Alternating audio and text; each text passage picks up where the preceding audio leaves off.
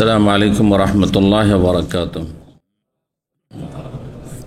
إن الحمد لله نحمده ونستعينه ونستغفره ونعوذ بالله من شرور أنفسنا ومن سيئات أعمالنا. من يهده الله فلا مضل له ومن يضلل فلا هادي له وأشهد أن لا إله إلا الله وحده لا شريك له وأشهد أن محمدا عبده ورسوله صلى الله تعالى عليه وعلى آله وصحبه وسلم تسليما كثيرا. أما بعد، وقد قال الإمام البخاري رحمه الله تعالى: باب حديث زيد بن عمرو بن نفيل رضي الله تعالى عنه قال حدثني محمد بن أبي بكر قال حدثنا فضيل بن سليمان قال حدثنا موسى بن عقبة قال حدثنا سالم بن عبد الله عن عبد الله بن عمر رضي الله عنهما أن النبي صلى الله عليه وسلم لقي زيد بن عمرو بن نفيل بأسفل بلدة قبل أن ينزل على النبي صلى الله عليه وسلم الوحي، فقدمت إلى النبي صلى الله عليه وسلم سفرة فأبى أن يأكل منها، ثم قال زيد: إني لست آكل مما تذبحون على أصنامكم ولا آكل إلا ما ذكر اسم الله عليه، فإن زيد بن عمرو كان يعيب على قريش ذبائحهم ويقول: الشاة خلقها الله وأنزل لها من السماء الماء وأنبت لها من الأرض ثم تذبحونها على غير اسم الله إنكارا لذلك وإعظاما له। সম্মানিত ভাতৃমণ্ডলী, আল্লাহ রাব্বুল আলামিনের প্রশংসা এবং প্রিয় নবী সাল্লাল্লাহু আলাইহি সাল্লামের উপর সালাত ও সালামের পর আজ জুমাবার 10 রজব 1446 হিজরি মোতাবেক 10 জানুয়ারি 2025 আমাদের ধারাবাহিক আলোচনা সহিহুল বুখারীর আনসারীদের ফজিলত সম্পর্কে পর্ব নম্বর 6। ইমাম বুখারী রাহিমাহুল্লাহর এই আনসারীদের ফাজাইল বা মর্যাদার পর্বের অধ্যায় নম্বর 24। বিষয়বস্তু বলছেন অধ্যায়ে ইমাম বুখারী রাহিমাহুল্লাহ তাআলা বাবু হাদিসে যায়েদ ইবনে আমর ইবনে নুফাইল। এই অধ্যায় হচ্ছে যায়েদ ইবনে আমর ইবনে নুফাইল, আমরের ছেলে, আমর ইবনে নুফাইলের ছেলে যায়েদ, তার ঘটনা সম্পর্কে বা তার জীবন বৃত্তান্ত সম্পর্কে, তার জীবনী। তিনি জাহিলি যুগের লোক, কিন্তু তৌহিদের ওপর ছিলেন। মক্কার কাফের মুশরিকরা অথবা মদিনার যারা পৌত্তলিক ছিল, যেমন তারা প্রতিমার পূজারী ছিল, তিনি প্রতিমার পূজা করতেন না, কারণ তিনি নির্ভেজাল দিন ইব্রাহিম আলাইহিস সালামের দিনে হানিফের অনুসারী ছিলেন। কাফেরদের মাঝে থেকেও, মুশরিকদের মাঝে বসবাস করেও তিনি তৌহিদের অনুসারী ছিলেন। ইসলামের পূর্বে তিনি ইন্তেকাল করেছেন, সুতরাং তিনি যেহেতু তখনকার তৌহিদের ওপর ছিলেন, সুতরাং তিনি মুক্তি পাবেন আল্লাহর আযাব থেকে। তখনকার আল্লাহর কাছে যে স্বীকৃত ধর্ম ছিল ইব্রাহিম আলাইহিস সালামের দিন, তৌহিদের দিন, সেই দিনের অনুসারী ছিলেন। তো তার সম্পর্কে এখানে 2-3টি হাদিস এসেছে। 3826 নম্বর হাদিসে তার সম্পর্কে বর্ণনা করা হয়েছে। আব্দুল্লাহ বিন ওমর রাদিয়াল্লাহু তাআলা আনহু বর্ণনা করছেন যে আন্না নবী সাল্লাল্লাহু আলাইহি ওয়াসাল্লাম লাকিয়া যায়েদ ইবনে আমর ইবনে নুফাইল। নবী সাল্লাল্লাহু আলাইহি ওয়াসাল্লাম একবার যায়েদ বিন আমর ইবনে নুফাইল, আমর বিন নুফাইল, তার বাবার নাম ছিল আমর, দাদার নাম নুফাইল, আর তার নাম ছিল যায়েদ। তারই ছেলে হচ্ছেন সাঈদ ইবনে যায়েদ, সাঈদ ইবনে যায়েদ ইবনে আমর ইবনে নুফাইল। এই সাঈদ ইবনে যায়েদ রাদিয়াল্লাহু সাহাবী ছিলেন এবং 10 জন জান্নাতের সুসংবাদ প্রাপ্ত আশরে মুবাশশারা বিল জান্নাহ যে একটি হাদিসে রয়েছে তিরমিজির, তার একজন তিনি ছিলেন। তিনি ওমর রাদিয়াল্লাহু তাআলা আনহুর ভগ্নিপতি ছিলেন। ওমর রাদিয়াল্লাহু তাআলার বোন ফাতেমা রাদিয়াল্লাহু তাআলা আনহা, তার সাথে তার বিবাহ হয়েছিল এবং সে ইসলাম কবুলের যে ঘটনা ওমর রাদিয়াল্লাহু বর্ণনা করা হচ্ছে যে তিনি তার ভগ্নিপতি গিয়ে মারধর করলেন, বোনকে মারধর করলেন, এই ছিল সেই সাঈদ ইবনে যায়েদ, এই যায়েদের ছেলে সাঈদ। তাহলে এখন বুঝতে পারবেন যে যায়েদ ইবনে আমর কে ছিলেন। তো বলছেন যে নবী সাল্লাল্লাহু আলাইহি ওয়াসাল্লাম একবার সাক্ষাৎ করলেন, মানে তার সাক্ষাৎ হলো যায়েদ ইবনে আমর ইবনে নুফাইলের সাথে বে আসফালে বালদাহ, বালদাহ নামক মক্কার নিকটবর্তী একটি স্থানের নিম্ন দেশে মানে নিম্ন ভাগে, নিচু এলাকা। মক্কা আপনারা জানেন যে উঁচু নিচু এলাকা, সমতল এলাকা নয়, চারিদিকে পাহাড় আর পাহাড়, আর পাহাড়ের নিচে কিছু জায়গা খুব নিচু আছে, কিছু জায়গা একটু উঁচু আছে, উঁচা নিচা এলাকা। তো মক্কার পাশে একটি জায়গা, তার নাম ছিল বালদাহ। সেটি মক্কা থেকে কাছে পশ্চিম দিকে অবস্থিত, পশ্চিম দিকে অবস্থিত মক্কা থেকে। তো সেখানে সাক্ষাৎ হলো নবী সাল্লাল্লাহু আলাইহি ওয়াসাল্লামের এই যায়েদ ইবনে আমরের সাথে। কোন সময় সে সাক্ষাৎটি হয়েছিল? নবী হওয়ার আগে রাসূলুল্লাহ সাল্লাল্লাহু আলাইহি ওয়াসাল্লামের, কাবলা আন ইয়ানজিলা আলা নবী সাল্লাল্লাহু আলাইহি ওয়াসাল্লাম আল ওয়াহি, নবী সাল্লাল্লাহু আলাইহি ওয়াসাল্লামের প্রতি ওহী নাজিল হওয়ার পূর্বের ইতিহাস এটা। কত বছর বয়সে নবী হয়েছেন তিনি? ওহী নাজিল হয়েছে 40 বছর বয়সে। প্রথম ওহী নাজিল হয়েছে হেরা পাহাড়ের গুহায়। কোন সূরা? সূরা আলাকের প্রথম দিকের আয়াতগুলি, পুরো সূরা নয়।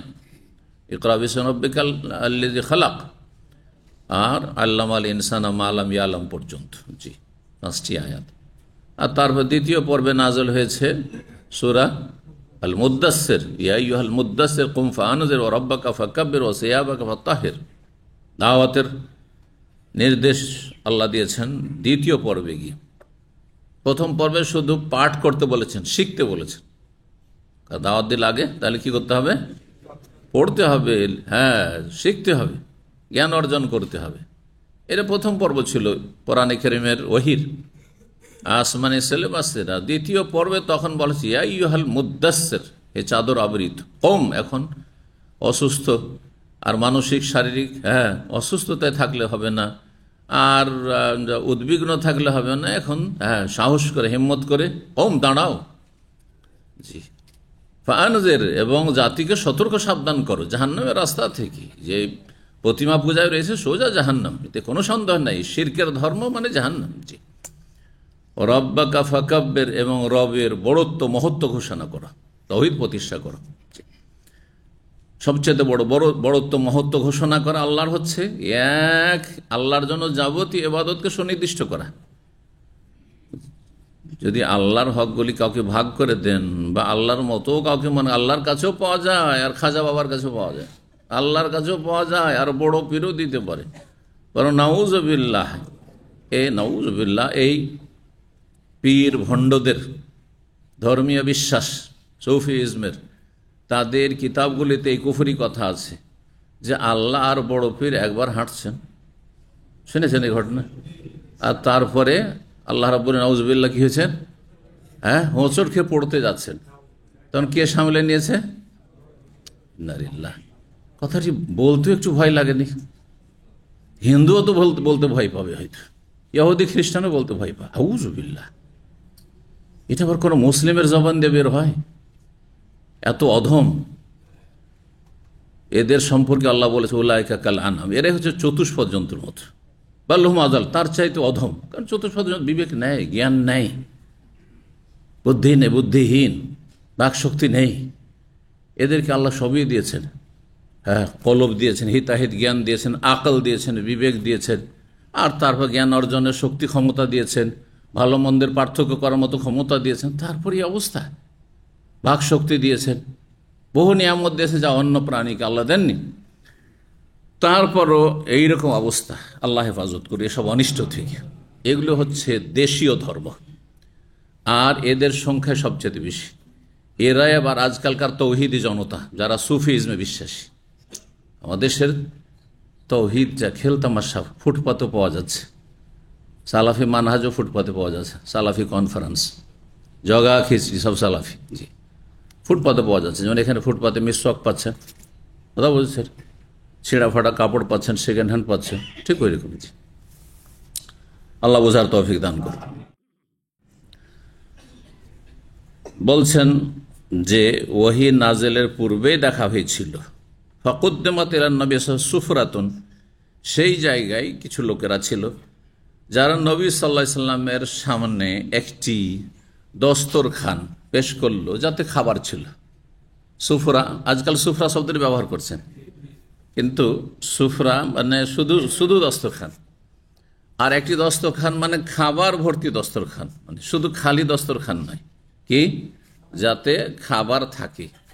কোরআনে সেটিকে মায়েদা বলা হয়েছে। মায়েদা মানে দস্তরখান। সূরাতুল মায়েদা, একটি সূরার নাম হয়েছে সূরা আনজিল আলাইনা মায়েদাতাম মিনাস সামাই। ঈসা আলাইহিস সালাম দোয়া করেছিলেন, কারণ তার হাওয়ারীরা চেয়েছিল যে আকাশ থেকে আল্লাহ আমাদের জন্য খাবার আর পানীয় ভর্তি দস্তরখান নামিয়ে দিক। জি, দোয়া করেন আপনি, তো দোয়া করেছিলেন তিনি। মায়েদাতাম মিনাস সামাই তাকুলুনা ঈদান লিআউয়ালিনা ওয়া আখিরিনা ওয়া আয়াতুম মিনকা, এটি যেন মুজিজা হয়।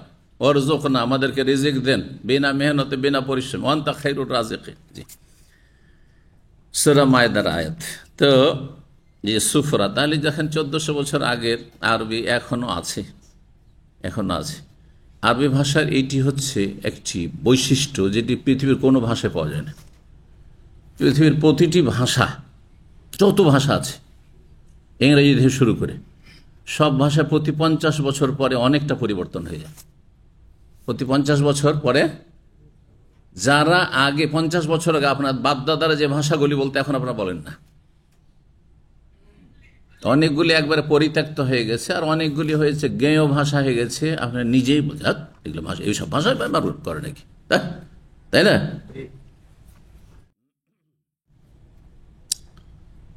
খুব পরিবর্তনশীল অন্য ভাষা। কিন্তু আরবি দেখেন 1400 বছর আগে অধিকাংশ, এই জন্য কোরআনে কারিমে 1400 বছর আগে নাজিল হয়েছে, ঠিক না?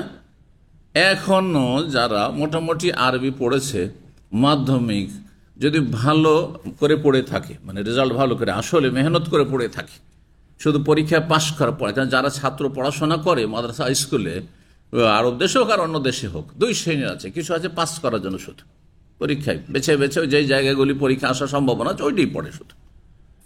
এরা কোনো কাজের না, এরা আমাদের ভবিষ্যৎ না, এরা কোনো কাজের না। এরকম এরকম ছেলেরা কোনো লাভ হবে না এদের পড়ে।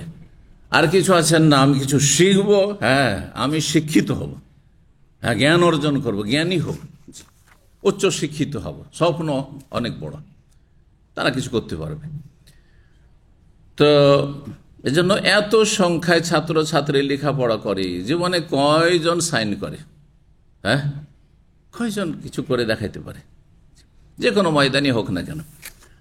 মাধ্যমিকে গিয়ে কেউ থেমে গেল, কেউ উচ্চ মাধ্যমিকে থেমে গেল, কেউ তার নিচেই থেমে গেল, কেউ খুব বেশি তো ব্যাচেলর ডিগ্রি করলো তারপর থেমে গেল, আর কেউ পাশ করে নিয়েছে, MA পাশ করেছে বাংলায়, তার বাংলা বুঝে না। ইংরেজিতে MA পাশ করে এসছে, আর ইংলিশ বলতে পারে না। আছে না আজকাল? ভালো করে খোঁজ নিয়ে দেখবেন, একটু কথা বলে ইংলিশ।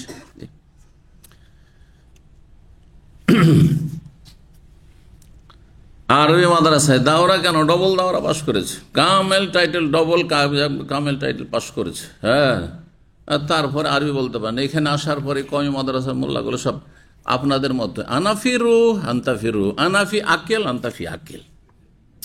আরবি হলো নাকি? আনাফি নম আন্তাফি নম, আনাফি সকল আন্তাফি রাতিফ, শিল রাতিফ, এগুলো আরবি? আরবি না, এগুলি হচ্ছে কাজ চালাইতে হবে। মালিকরাকে কাজ নিতে হবে, আর আপনাকে কাজ করে ওর কাছ থেকে ন্যায্য অধিকার নিতে হবে। কোন আরবি না, এই আরবিকে কলঙ্কিত করেছে এই ভাষা। জি, আরবি ভাষাকে বরবাদ করেছে এই ভাষা। আল্লাহ হেদায়েত দান করুন।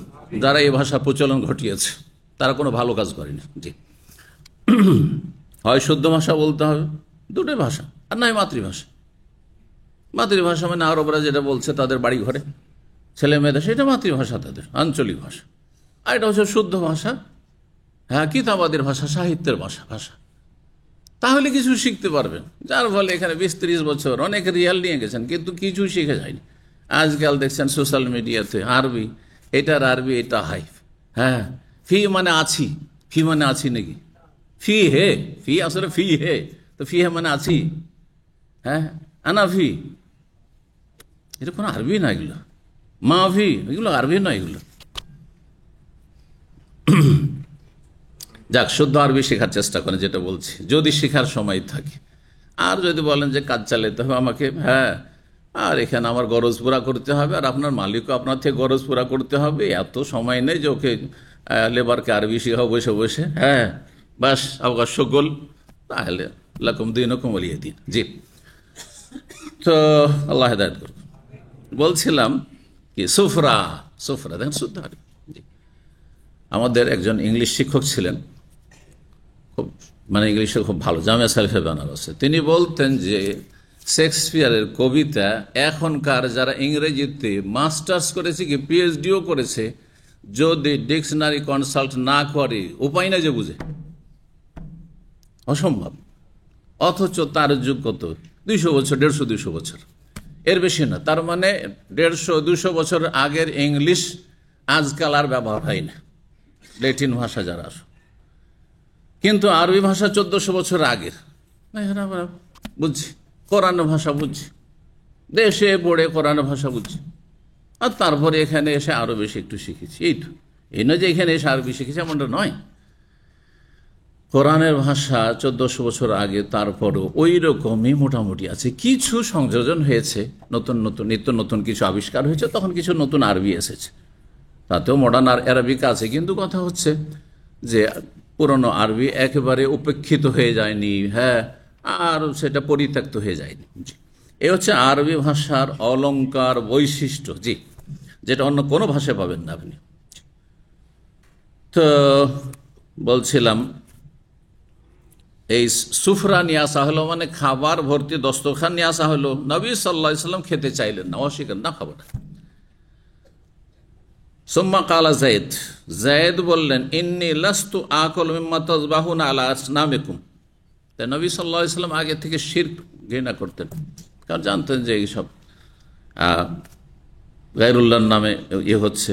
কোনো দিন তিনি শিরকের আস্তানায় আর প্রতিমার কাছে আত্মীয় স্বজন যাচ্ছে, তিনি ওসব যেতেন না, ঘৃণা করতেন। প্রাকৃতিকভাবে আল্লাহ রাব্বুল তাকে পাক পবিত্র রেখেছেন। হাতে গোনা কয়েকজন মক্কা এরকম ছিল। তো এই যায়েদ বললেন, এই যায়েদ ইবনে আমর ইবনে নৌফাইল, ইন্নী লাস্তু আকুল মিম্মা তাযবাহুনা আলা আসনাম, যারা খাবার পরিবেশন করেছিল তাদেরকে বললেন যে আমি খাই না ওই সমস্ত জবাইকৃত পশুর গোস্ত যা তোমরা তোমাদের দেব দেবীর নামে জবাই করে থাকো। লাতের নামে জবাই করছেন, উজ্জা দেবীর নামে জবাই করছে, হ্যাঁ, হোবালের নামে জবাই করছে, এই সবই করতো তারা। যেমন আজকাল হিন্দুরা জবাই করে, হ্যাঁ হ্যাঁ, মা কালীর নামে জবাই হচ্ছে, জি, তাদের কালী পূজায়, জি, বলিদান। তো এসব খায় না। অথবা কোন দেবদেবীর নামে উৎসর্গ করে ষাঁড় ছাড়া, যেমন হিন্দুরা ষাঁড় ছাড়ে, মাজার পুজিরা, হ্যাঁ, খাজা বাবার নামে ষাঁড় ছাড়ে, বকরি ছাগল ছাড়ে, জি, এগুলি গায়রুল্লাহর নামে উৎসর্গ করা হয়েছে। একই ধর্ম, সবই সব ধর্ম। বলছে ওয়ালা আকল ইল্লা মা যুকিরা ইসমুল্লাহ আলাইহি, সেই পশুই শুধু খাই যেই পশু জবাইয়ের সময় আল্লাহর নাম উচ্চারিত হয়েছে। বিসমিল্লাহ বলে যদি জবাই করা হয় তাহলে সেটা খায়। ঘটনা এই যে ফাইনা যায়েদ বিন আমরিন কানা ইয়াইওয়ালা কুরাইশ, যে যায়েদ বিন আমর বিন নৌফাইল কুরাইশ যে বংশ, সবচেয়ে প্রভাবশালী বংশ, সবচেয়ে সম্মানিত বংশ, আরবদের নেতৃত্ব, কাবার নেতৃত্ব তাদের হাতে। যদিও রাষ্ট্রীয় ক্ষমতা সেই যুগে ছিল না, সব কাবাইলি ক্ষমতা ছিল, মানে বংশীয় নেতৃত্ব ছিল। কিন্তু তারপরেও আরবরা সমস্ত বংশধর জানতো যে আমাদের মধ্যে সবচেয়ে সম্ভ্রান্ত বংশ এবং আমাদের নেতৃস্থানীয় বংশ হচ্ছে কোরাইশরা, এবং কোরাইশদের ভাষা সবচেয়ে শুদ্ধ। তো কোরাইশরা নেতৃত্ব দিত, ধর্মীয় নেতৃত্ব দিত, কোরাইশদের দিকে সবাই তাকিয়ে থাকতো। ওদের ধর্মটাই হচ্ছে বাকি অন্যান্য যেসব বংশধর তাদের ধর্ম। যেমন ভারত উপমহাদেশ হিন্দুদের মধ্যে সমস্ত যে আরো 3টি কাস্ট আছে, 4টি কাস্টের মধ্যে সবাই তাকিয়ে আছে ব্রাহ্মণদের দিকে, মুখার্জি, ব্যানার্জি, চ্যাটার্জি এসবের দিকে, হ্যাঁ, যে ওরা যে সব ধর্মকর্ম করে সেটা হচ্ছে হিন্দুদের ধর্ম। জি জি, বাকিদের নিজের কোনো ধর্ম নেই, নিজের কোনো আপনার তাদের কোনো একটা আদর্শ নেই, ব্যাস ব্রাহ্মণরা যা বলবে সেটাই তাদের ধর্ম। যেমন বেদাতি সমাজে পীরেরা যা বলবে সেটাই ধর্ম। এই জন্য তাদের কিতাব আছে, পীর যদি বলে যে তোমার জানাজাকে কি, তোমার জায় নামাজকে কি করো, হ্যাঁ, পড়েছেন না পড়েননি? চর্ম নাই হক্কানিদের কিতাব আছে। আপনার হক্কানি বলেন না? পীর কিন্তু সবাই খারাপ না, 2 ভাগে ভাগ, হক্কানি আর ভণ্ড, তাই না? যে দেশীয় কথা। তো যাদেরকে হক্কানি বলছেন তাদের কিতাবে আছে আর আমি পাতা নম্বর বলে আপনার আলোচনা করেছি, যার প্রয়োজনে ওই আলোচনাগুলি শুনে নিক অথবা সেই বইগুলো খুঁজে দেখে নিক। যে যদি পীর সাহেব তোমার বলে, পীরে কামেল, যে তোমার যায় নামাজটি মদে ডুবিয়ে নাও আর তারপরে তাতে নামাজ পড়ো, তাহলে কি কোনো আপত্তি করবেন না, তাতে কোনো আপত্তি করবেন না। এই জন্য তাদেরকে তবে আরো আছে, বলছে আল মুরিদ আমামা শেখে কাল মাইয়িতে। সুফিদের কিতাবে যত পীরতন্ত্র, নকশবন্দি হোক, চিস্তি হোক, আর কাদেরি হোক, আর মুজাদ্দিদি হোক, আর সাহারওয়ার্দী হোক, আর তিজানি হোক, আর যতই হোক না কেন, যাই হোক না কেন, সমস্ত তরিকা কি বলছে? আল মুরিদ আমামা শেখে, মুরিদ পীরের সামনে কেমন? কালমাইয়াতে, মৃত লাশের মতো। লাশকে যখন গোসল দেওয়া হয়, যেমন ভাবে ইচ্ছা তেমন ভাবে আপনি ওই গোসল দেন, উল্টান পাল্টান, হ্যাঁ, বস্ত্রহীন করেন, আর যা ইচ্ছা তাই আপনি স্পর্শ করেন। আপনি কিছু বলতে পারবে? কিছু বলতে পারবে? ইশারা ইঙ্গিত এক একটু করতে পারবে না? ওলিয়ে কামেলরা, ওই যে পীরগুলো মারা যাচ্ছে তখন একটু দেখিয়েন তো, কারণ ওরা তো অনেক শক্তিশালী, মরে যাওয়ার পর আরো নাকি শক্তিশালী হয়, মরেই না তারা, তাই না? তো তুমি ওই মাইয়েতের মতো, মৃত দেহের মতো, লাশের মতো হয়ে যাও। জি, তার মানে যা ইচ্ছা তাই, তোমাকে যা বলবে সেটাই ধর্ম। সেম ওই যে হিন্দুদের ব্রাহ্মণ্যবাদ, হিন্দুদের ব্রাহ্মণ্যবাদ, আর কথিত মুসলিমদের এই সুফিবাদ, জি, পীরতন্ত্রবাদ, আল্লাহ হেফাজত করে এসব অনিষ্ট থেকে, এসব শিরক বেদাতের ধর্ম থেকে। তো যায়েদ বিন আমর কি করতেন? কানা ইয়াইব আলা কুরাইশ, কুরাইশদেরকে দোষারোপ করতেন যে তোমরাই তো আমাদের ধর্ম ধ্বংস করেছো, তোমরা আমাদের ভবিষ্যৎ নষ্ট করেছো, তোমরা আমাদেরকে জাহান্নামের পথে নিয়ে গেছে। আল্লাহ জাবাইয়াহুম, তারা যে জবাই করতো দেবদেবের নামে, তারপর দোষারোপ করে বলতেন, আপত্তি করে বলতেন, আইব থেকে ইয়াইব বলতেন, তিনি যুক্তি দিয়ে বুঝাতেন। আশা তো খালাকাহ আল্লাহ, এই বকরি ছাগলকে, তোমাদের গবাদি পশুকে কে সৃষ্টি করেছেন? তোমাদের লাতুজ্জা মানাত সৃষ্টি করেছেন, এই দেবদেবী সৃষ্টি করেছে, এই 360টা মূর্তি যে কাবার চারিদিকে, এরা সৃষ্টি করেছে? আল্লাহ সৃষ্টি করলেন। রব দিলেন তোমাদেরকে গবাদি পশু, হ্যাঁ, তোমাদেরকে দিলেন ছাগল, তোমাদের উট, যেসব গৃহপালিত পশু যেগুলির গোস্ত খাওয়া হালাল, সেগুলি আল্লাহ দিলেন, আল্লাহ সৃষ্টি করলেন। ও আনজালাল্লাহু মিনাস সামাইল মা, এবং আকাশ থেকে আল্লাহ বৃষ্টি বর্ষণ করছেন এই গবাদি পশুকে পানি দেওয়ার জন্য, না হলে মরে যাবে গবাদি পশুগুলি। ও আম্বাতাল্লাহু মিনাল আরজে, আর জমিন থেকে, মাটি থেকে আল্লাহ লতা পাতা, ঘাস, তৃণাদি উৎপাদিত করেছেন, যাতে করে চারার ব্যবস্থা হয়। কার? এই ছাগলের বা গবাদি পশুর। সবই করলেন আল্লাহ, সৃষ্টি করলেন আল্লাহ, পানি দিলেন আল্লাহ, ঘাস দিলেন, তাদের চারা দিলেন, সব আল্লাহ, চারা পানি সব আল্লাহর পক্ষ থেকে। সুম্মা তাযবাহুনা আলা গায়রি ইসমিল্লাহ, তারপরে সেই পশুগুলিকে তোমরা আল্লাহ ছাড়া অন্যের নামে, দেবদেবীর নামে জবাই করছো। কেমন কথা হইল? সব দেন আল্লাহ, আর আপনি গিয়ে ধর্ণা দেন আপনি মাজারে ওরসে। হ্যাঁ, আউযুবিল্লাহ। ইনকারান লিযালিক, তিনি এটা প্রতিবাদ করতেন, প্রতিবাদ করতেন। ওয়া ইযাম আল্লাহু, এবং এটা বড় গুরুতর অপরাধ এই হিসাবে তিনি এটিকে আখ্যায়িত করতেন। আর কেউ কেউ ব্যাখ্যা করে এজাম আল্লাহ মানে আল্লাহর বড়ত্ব, মহত্ব, আজিম থেকে বা তাজিম থেকে আল্লাহর বড়ত্ব, মহত্ব প্রতিষ্ঠার জন্য তিনি সর্বাত্মক চেষ্টা চালাতেন, এবং তিনি মানুষকে সঠিক কথা বলতে থাকতেন যে তোমরা এইসব ভালো কাজ করছো না, চরম অন্যায় কাজ করছো, তোমরা সব দিচ্ছেন আল্লাহ, হ্যাঁ, নুন খাও আল্লাহর আর গুন গাও গায়রুল্লাহ, নিমক হারাম সব। এই জন্য মুশরিক বহুত্ববাদীরা সবচেয়ে বড় নিমক হারাম। আরে মানুষের কিছু নুন খেয়ে গুনগান না হতেই লোকেরা নিমক হারাম বলছে। হ্যাঁ, মানুষ হয়তো আপনাকে কি দিয়েছে, হ্যাঁ, 2-4-10,000 রিয়াল আপনাকে কোনো সময় ধার দিয়েছে, কোনো সময় আপনাকে দান সাদকা দিয়ে দিয়েছে, কোনো সময় খুব বেশি তো আরও কিছু করেছে, আপনাকে কেউ মেয়ে দিয়েছে, তো আপনাকে কেউ আর কিছু দিয়েছে, হ্যাঁ, দুনিয়া দিয়েছে, সীমিত দুনিয়া 2-4টা জিনিস দিয়েছে হয়তো, বা 2-1টা জিনিস দিয়েছে, তাতে এত গুণগান, আমার ওপর তার এত অবদান আছে, তার শুকরিয়া আদায় করি। আর যদি না করেন তাহলে নিমক হারাম হয়ে গেলেন, আর রবের সাথে শিরক করছেন, রব সবই দিলেন মাথাতে পর্যন্ত। ওমা বিকুম মিন নি'মাতিন ফামিনাল্লাহ, তোমার কাছে যা আছে মাথা থেকে পর্যন্ত, তোমার চারপাশে যা আছে, অক্সিজেন এবং তোমার বেঁচে থাকার জন্য যেসব উপায় উপকরণ লাগে, মাধ্যম লাগে, সব কিছু কার? ফামিনাল্লাহ, আল্লাহ বলছেন আল্লাহর পক্ষ থেকে। ফান্না তুফাকুন, কোন দিকে উল্টো ফিরে যাচ্ছ পথভ্রষ্টরা? রবের দিকে ঝুঁকতে পারো না? যিনি দাতা, তিনি ইবাদতের হকদার। 3827 নম্বর হাদিস বর্ণনা করছেন সালেম বিন আব্দুল্লাহ বিন ওমর। তিনি বলছেন ওয়ালা আলামু ইল্লা তাহাদ্দাস বিহান ইবনে ওমর। এই সালেম বিন আব্দুল্লাহ সম্পর্কে তার যে ছাত্র মুসা, তিনি মুসা বিন ওকবা, আগের হাদিসে রয়েছে তার নাম মুসা বিন ওকবা, তিনি প্রখ্যাত ইমাম ছিলেন।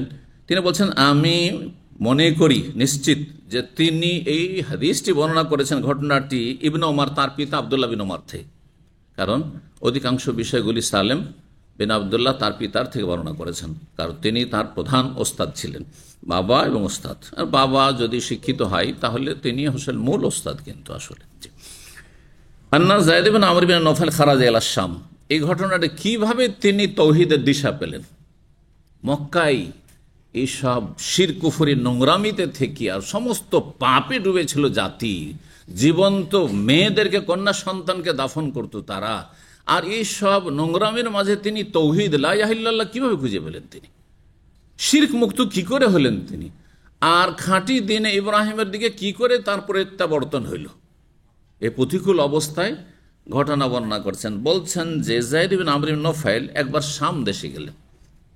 তিনি চিন্তা করলেন যে আমাদের আরব দেশে মক্কা মদিনা এসব হেজাজে তো তৌহিদের দিশা পেলাম না, সঠিক ধর্মের কোনো নলেজ পেলাম না, সব মূর্খ জাতি এরা, কারণ এরা উম্মি ছিল, নিরক্ষর। কিন্তু এদের চাইতে শিক্ষিত ছিল সামদেশের লোকেরা। সামদেশ বলতে আজকাল কয়টি দেশকে বোঝায়? অনেকবারই বলেছি, কিন্তু শাম, বৃহৎ শাম। আজকাল শামের নামে কোনো দেশ নাই, কিন্তু 4টি দেশের সমষ্টি হচ্ছে শাম। তার মধ্যে অনেকে মনে করে যে শাম শুধু সিরিয়া, না, সিরিয়া একটি, আর ফিলিস্তিন, প্যালেস্টাইন, লেবানন, আর জর্ডন, এসবগুলি শাম। জি, আর তার মধ্যে সবচেয়ে মোবারক জায়গা হচ্ছে যেখানে বাইতুল মুকাদ্দাস রয়েছে, প্যালেস্টাইনে। আল্লাহ তাকে স্বাধীন করা তৌফিক দান করুন এবং ইহুদিদেরকে আল্লাহ ধ্বংস করুক, ইহুদিদের অনিষ্ট থেকে আল্লাহর উপরে ইসলাম এবং মুসলিমদের হেফাজত করুক, মসজিদ আকসার আল্লাহ হেফাজত করুন, মুসলিমদেরকে ইসলামের দিকে ফিরে আসার তৌফিক দান করুন। তো সামদেশে গেলেন সঠিক ধর্মের তলাশে, আর গিয়ে জিজ্ঞেস করতে লাগলেন ইয়াস আলু আনিদ্দিন। সেখানে যেহেতু খ্রিস্টানদের সংখ্যা বেশি ছিল, তো খ্রিস্টানদের কাছে আহলি কিতাব যেহেতু তাদের কাছে তাওরাত ইনজিলের জ্ঞান আছে, তাদের যে পুরোহিত, যাদের পণ্ডিত, যে সব ধর্মগুরু, তাদের সাথে দেখা সাক্ষাৎ করতে লাগলেন একের পর এক, আর জিজ্ঞাসা করতে লাগলেন যে সঠিক ধর্ম আমি কোথায় পাবো? জিজ্ঞাসা করতে আনিদ্দিনে, আল্লাহ প্রদত্ত দিন সম্পর্কে, ওয়ায়াতবাহু, উদ্দেশ্য ছিল যে আমি সেই আল্লাহর নাযিলকৃত সহিহ শুদ্ধ বিশুদ্ধ ধর্মের আমি অনুসারী হব। ফালাকে আলেম মিনাল ইয়াহুদ, ইহুদিদের একজন পণ্ডিতকে পেলেন, আলেমকে পেলেন। ফাসআলুহান দীনহিম, তাদের ধর্ম সম্পর্কে জিজ্ঞাসা করলেন যে আপনাদের ধর্ম সম্পর্কে একটু বলুন, আমি আপনাদের ধর্ম গ্রহণ করতে চাই, কারণ অন্তত আপনাদের ধর্মে প্রতিমা পূজা নেই, আমি প্রতিমা পূজা করতে চাই না। মাটি দিয়ে তৈরি করবো নিজের হাতে, পাথর দিয়ে, আর তারপরে তাকে সেজদা করবো, তার সামনে ঝোঁক ভাবে লুটিয়ে পড়বো, অসহায়তা প্রকাশ করবো, এটা হবে না। তো আমি ইহুদি ধর্ম গ্রহণ করতে চাই। ফাকালা, বললেন ইন্নী লা আলাইয়া আন আদিনা দীনাকুম, ইন্নী লা আলাইয়া আন আদিনা দীনাকুম, আমি বদ্ধপরিকর, আমি এই ক্ষেত্রে একেবারে দৃঢ় সংকল্প কি যে আন আদিনা দীনাকুম, আপনাদের ধর্ম আমি গ্রহণ করব, আন আদিনা দীনাকুম, আপনাদের ধর্ম আমি গ্রহণ করব। ফাআখবিরনি, সুতরাং আমাকে একটু বিস্তারিত জানান ইহুদি ধর্ম সম্পর্কে। ফাকালা, তখন সেই পণ্ডিত ভালো মানুষ ছিল।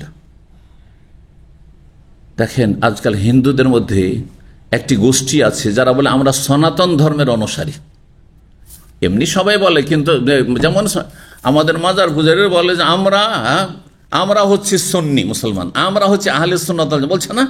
তো এটা তো কথিত আহলে সুন্নাত, কিন্তু খাঁটি আহলে সুন্নাত অথবা তাদের মধ্যে কিছু বিজ্ঞ আছে বেদাতীদের মধ্যেও, যাদের মুখ দিয়ে কখনো কখনো সহি কথাও বেরিয়ে যায়, শুনতে পাচ্ছেন না মাঝে মধ্যে? জি, সবসময় পাবেন না, কিন্তু কখনো কখনো সহি কথা বেরিয়ে যাচ্ছে, অথবা তাদের মধ্য থেকে গোবরে পদ্মফুল কেউ বেরিয়ে যাচ্ছে। জি, তো এই ব্যক্তি, এই যে পণ্ডিত ছিল, সে সহি কথা, ও চিন্তা করলো না যে সে ইহুদি হয়ে যাক, আমাদের সংখ্যা বাড়বে। সে ভাবলো যে লোকটা যখন এত দূর থেকে এসেছে সঠিক ধর্মের তলাশে, তো তাকে আমি সঠিক গাইড করি। সে বলল যে দেখো, লা তাকুনু আলা দীনে না, আমাদের ধর্ম তুমি গ্রহণ করিও না, ইহুদি ধর্ম তুমি গ্রহণ করিও না। যদি ধর্ম গ্রহণ করো তাহলে কি হবে? হাত্তা তাখুযা বিনাসিবিকা মিন গাযাবিল্লাহ, তাহলে তোমার আল্লাহর গজবের যে অংশ রয়েছে, আল্লাহর ক্রোধের, ওটা নিতে হবে। কারণ ইহুদি জাতি গজব প্রাপ্ত, এই জন্য সূরা ফাতিহাতে তাদেরকে বলা হয়েছে মাগদুব আলাইহিম, আল্লাহর গজব তাদের উপর নেমে এসেছে আর আসছে, আল্লাহর ক্রোধ তাদের উপর। আর খ্রিস্টানদের সম্পর্কে আল্লাহ কি বলেছেন? দালিন, পথভ্রষ্ট তারা। জি, সূরা ফাতিহাতে মানব জাতিকে 3 ভাগে ভাগ করা হয়েছে। আনআমতা আলাইহিম, পুরস্কৃত। কারা পুরস্কৃত? যারা আল্লাহর নাযিলকৃত সঠিক দিন, বিশুদ্ধ তাওহীদ সুন্নাহ ভিত্তিক দিন পালন করবে, শিরক বিদআত থেকে মুক্ত হয়ে। বিধর্মীয় নাই আর বদ্ধর্মীয় না, ভ্রান্ত ধর্ম পালন করবে না, আর নাস্তিক আর বেদিন আর ওই সেকুলারও না, ধর্মনিরপেক্ষতা বিশ্বাসী না, এসব মানুষের মন্ত্রতন্ত্রে বিশ্বাসী না। আল্লাহর দিন যে কোরআন সুন্নায় রয়েছে সেটা বিশ্বাস করে, এবং যে কোরআন সুন্নাহ যেভাবে বুঝাইছেন সাহাবায়ে কেরামগণ সালাফগণ, সেইভাবে বুঝার চেষ্টা করে, সেইভাবে আমলের চেষ্টা করে। সাহাবায়ে কেরামদের জামানায় যেটা ইসলাম ছিল সেই ইসলাম ফলো করার চেষ্টা করে। এরা হচ্ছে আনআমতা আলাইহিম, পুরস্কৃত। আর 2 নম্বর হচ্ছে মাগদুব আলাইহিম। মাগদুব আলাইহিম কারা? যাদের উপর গজব হয়েছে, যারা জানার পরে, কিছু জানার সুযোগ আছে, জেনেছে, তারপরও তারা ভ্রান্ত ধর্ম পালন করে। যেমন বিদাতীদের মোল্লা গোষ্ঠী, তারা মাদ্রাসায় পড়েছে, আরবি ভাষা বোঝে, অনেকে সুন্দর আরবিও জানে, আর কোরআন হাদিসের দলিলও পেশ করতে পারে, কিন্তু অপব্যাখ্যা করে, ভুল ব্যাখ্যা করে শিরক বিদআতের দিকে নিয়ে যায়। বলে পীর ধরার অকাট্য দলিল, একটি বই লিখেছে, পীর ধরার অকাট্য দলিল। আর তাতে বলছে কোন মাস সাদেকিন, সত্যবাদীদের সাথে হয়ে যাও। পীরেরা সত্যবাদী? পীরেরা সত্যবাদী? আল্লাহ সম্পর্কে সত্য কথা বলেছে, রসুল সম্পর্কে সত্য কথা বলেছে, ইসলাম সম্পর্কে সঠিক তথ্য দিয়েছে। আল্লাহ সম্পর্কে, আল্লাহ নিরাকার, মিথ্যাবাদী। হ্যাঁ, আল্লাহ সর্বত্র বিরাজমান, চরম মিথ্যাচার করল, ঠিক না? আল্লাহ রাব্বুল আলামিনের কাছে পৌঁছে গিয়ে ফানা ফিল্লাহ হয়ে গেলে আর ইবাদত বন্দেগী লাগে না, চরম মিথ্যাচার করলো। এগুলো সব তো তাদের আকীদা। রসুল সম্পর্কে, রসুল আলেমুল গায়ব, রসুল হাজির নাজির, আর রসুলের ছায়া ছিল না, রসুলের এই সেই, আর সব মিথ্যা কথা, সব মিথ্যা কথা। আমার 2টো আলোচনা আছে খুব গুরুত্বপূর্ণ। আল্লাহ সম্পর্কে 10টি গুমরাহি, 10টি ভ্রান্ত আকীদা, আল্লাহ 10টি, একবারে 1টি 2টি নয়, আর সবগুলি বেদাতি সমাজে আছে। আমাদের দেশের প্রেক্ষাপটে এই আলোচনাটি, এই সম্ভবত এই গিজাজের যে জামে মসজিদ, আগে মসজিদে যে মাসিক প্রোগ্রামগুলি হয়তো সেগুলোতে আলোচনা করেছিলাম, আজকে থেকে 6-7 বছর আগে, করোনার আগে। আর একটি হচ্ছে রসুল সম্পর্কে 10টি ভ্রান্ত আকীদা। এই সবগুলি ভ্রান্ত আকীদা আছে। তাহলে আল্লাহ সম্পর্কে, রসুল সম্পর্কে, দিন সম্পর্কে ভ্রান্ত কথা তাদের। তাহলে তারা কি করে সত্যবাদী হলো? সত্যবাদী হচ্ছেন, সত্যবাদীদের ইমাম হচ্ছেন রাসূলুল্লাহ সাল্লাল্লাহু আলাইহি ওয়াসাল্লাম, সত্যবাদী হচ্ছেন সাহাবায়ে কেরামগণ, সত্যবাদী হচ্ছেন তাবেঈন, তাবেঈন, কারণ সত্য দিনের উপর তারা ছিলেন। সত্যবাদী শুধু একজন ইমাম নয়, 4 জন, আবু হানিফা, শাফি, মালিক, আমরা 4 জনই।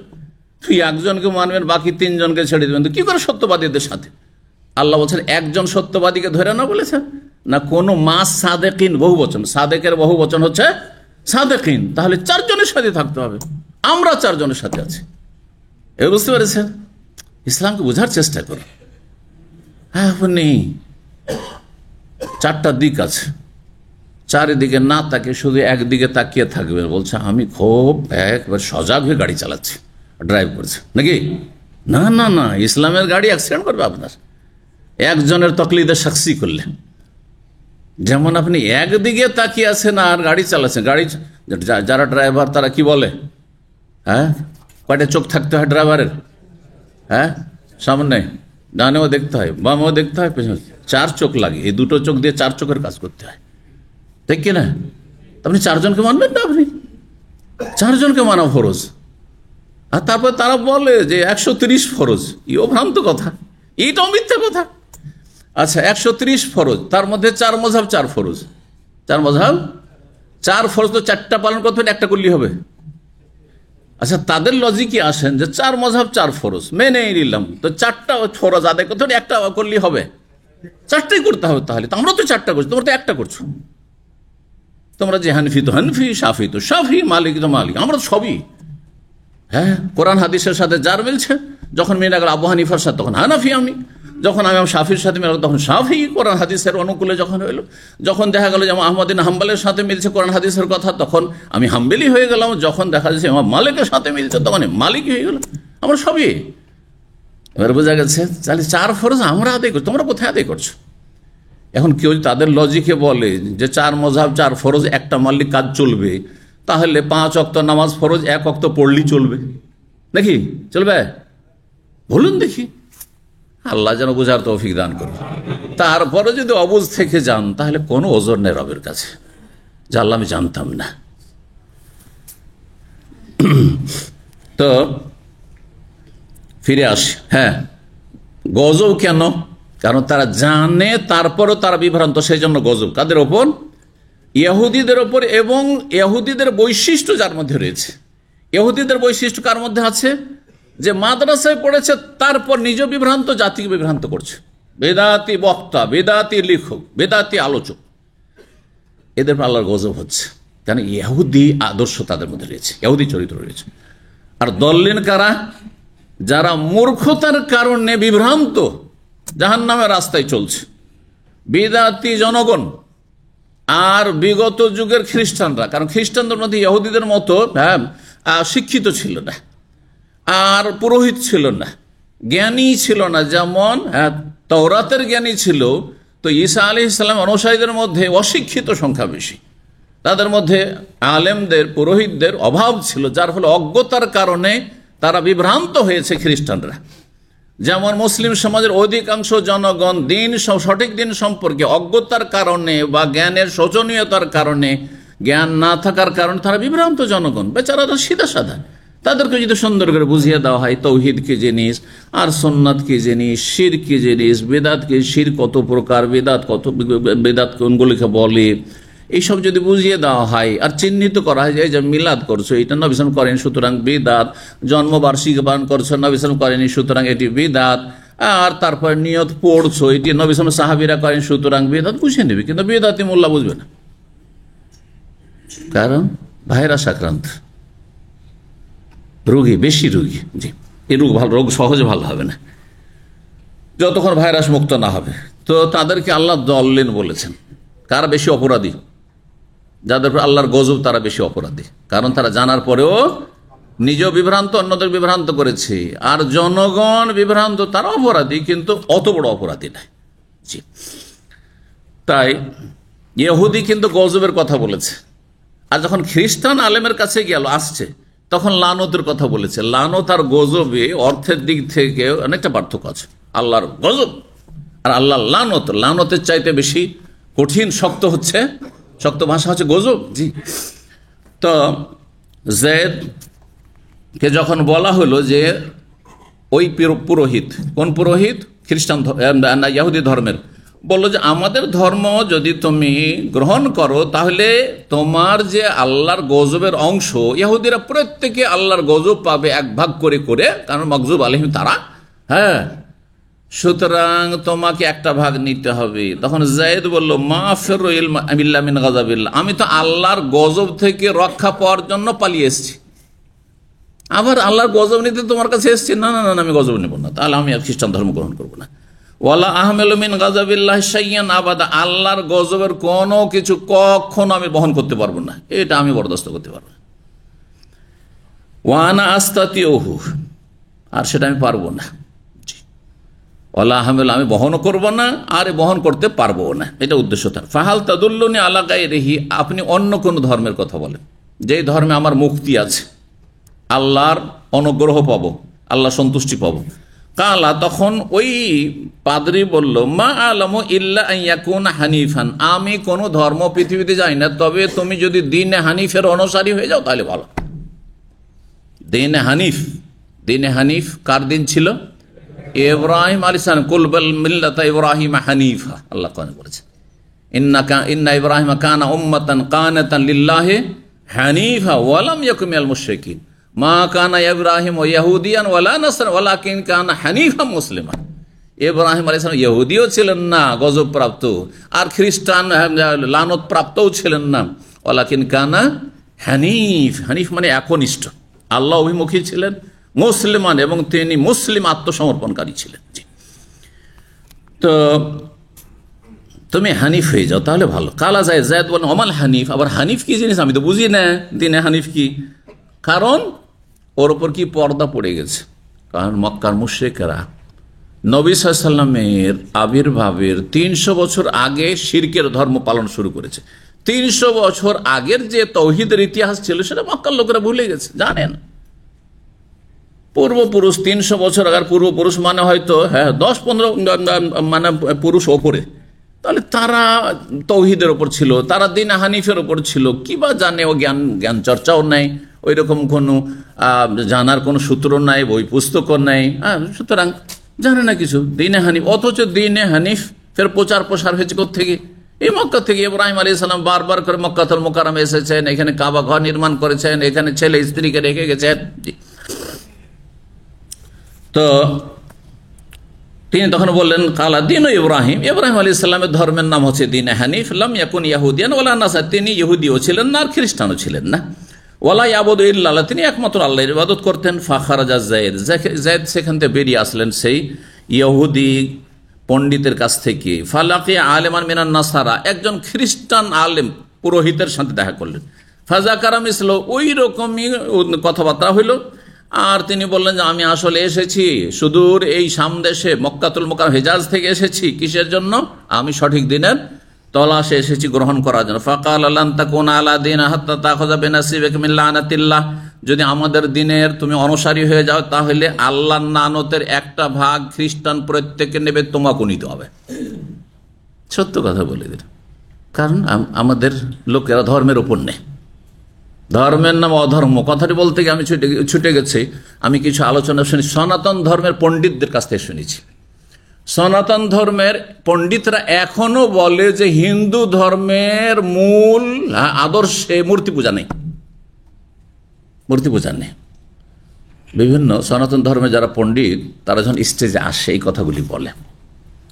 একজন সনাতন ধর্মের আপনার পণ্ডিত, মানে হিন্দুদের পণ্ডিত, কিন্তু সনাতন ধর্মের অনুসারী, সত্যিকার সনাতন ধর্মের অনুসারী, মানে প্রাচীন যুগের যে তাদের হিন্দুদের আদর্শ ছিল সেটা ছিল তৌহিদ। একম ব্রহ্মা, এক আল্লাহ, এক হচ্ছেন সৃষ্টিকর্তা। তো এই কথাগুলি তারা বলে। একদিন সে বলছে যে আপনারা আহলে হাদিস না, এরকম বলছে, বুঝতে পারছেন? ঘটনা সত্য একবার, আপনারা আহলে হাদিস? হ্যাঁ। আপনাদেরকে ওয়াহাবি বলা হয় না? ভালো জ্ঞান রাখে। ওয়াহাবি বলা হয় না? ওয়াহাবি বলা হয়, মানে যারা বেদাতি তারা ওয়াহাবি বলে আহলে হাদিসদেরকে। তো বলছে যে আহলে হাদিস যেমন মুসলিমদের মাঝে, তেমনি সনাতন ধর্মীরা হচ্ছে হিন্দুদের মাঝে। কি বুঝলেন এখান থেকে?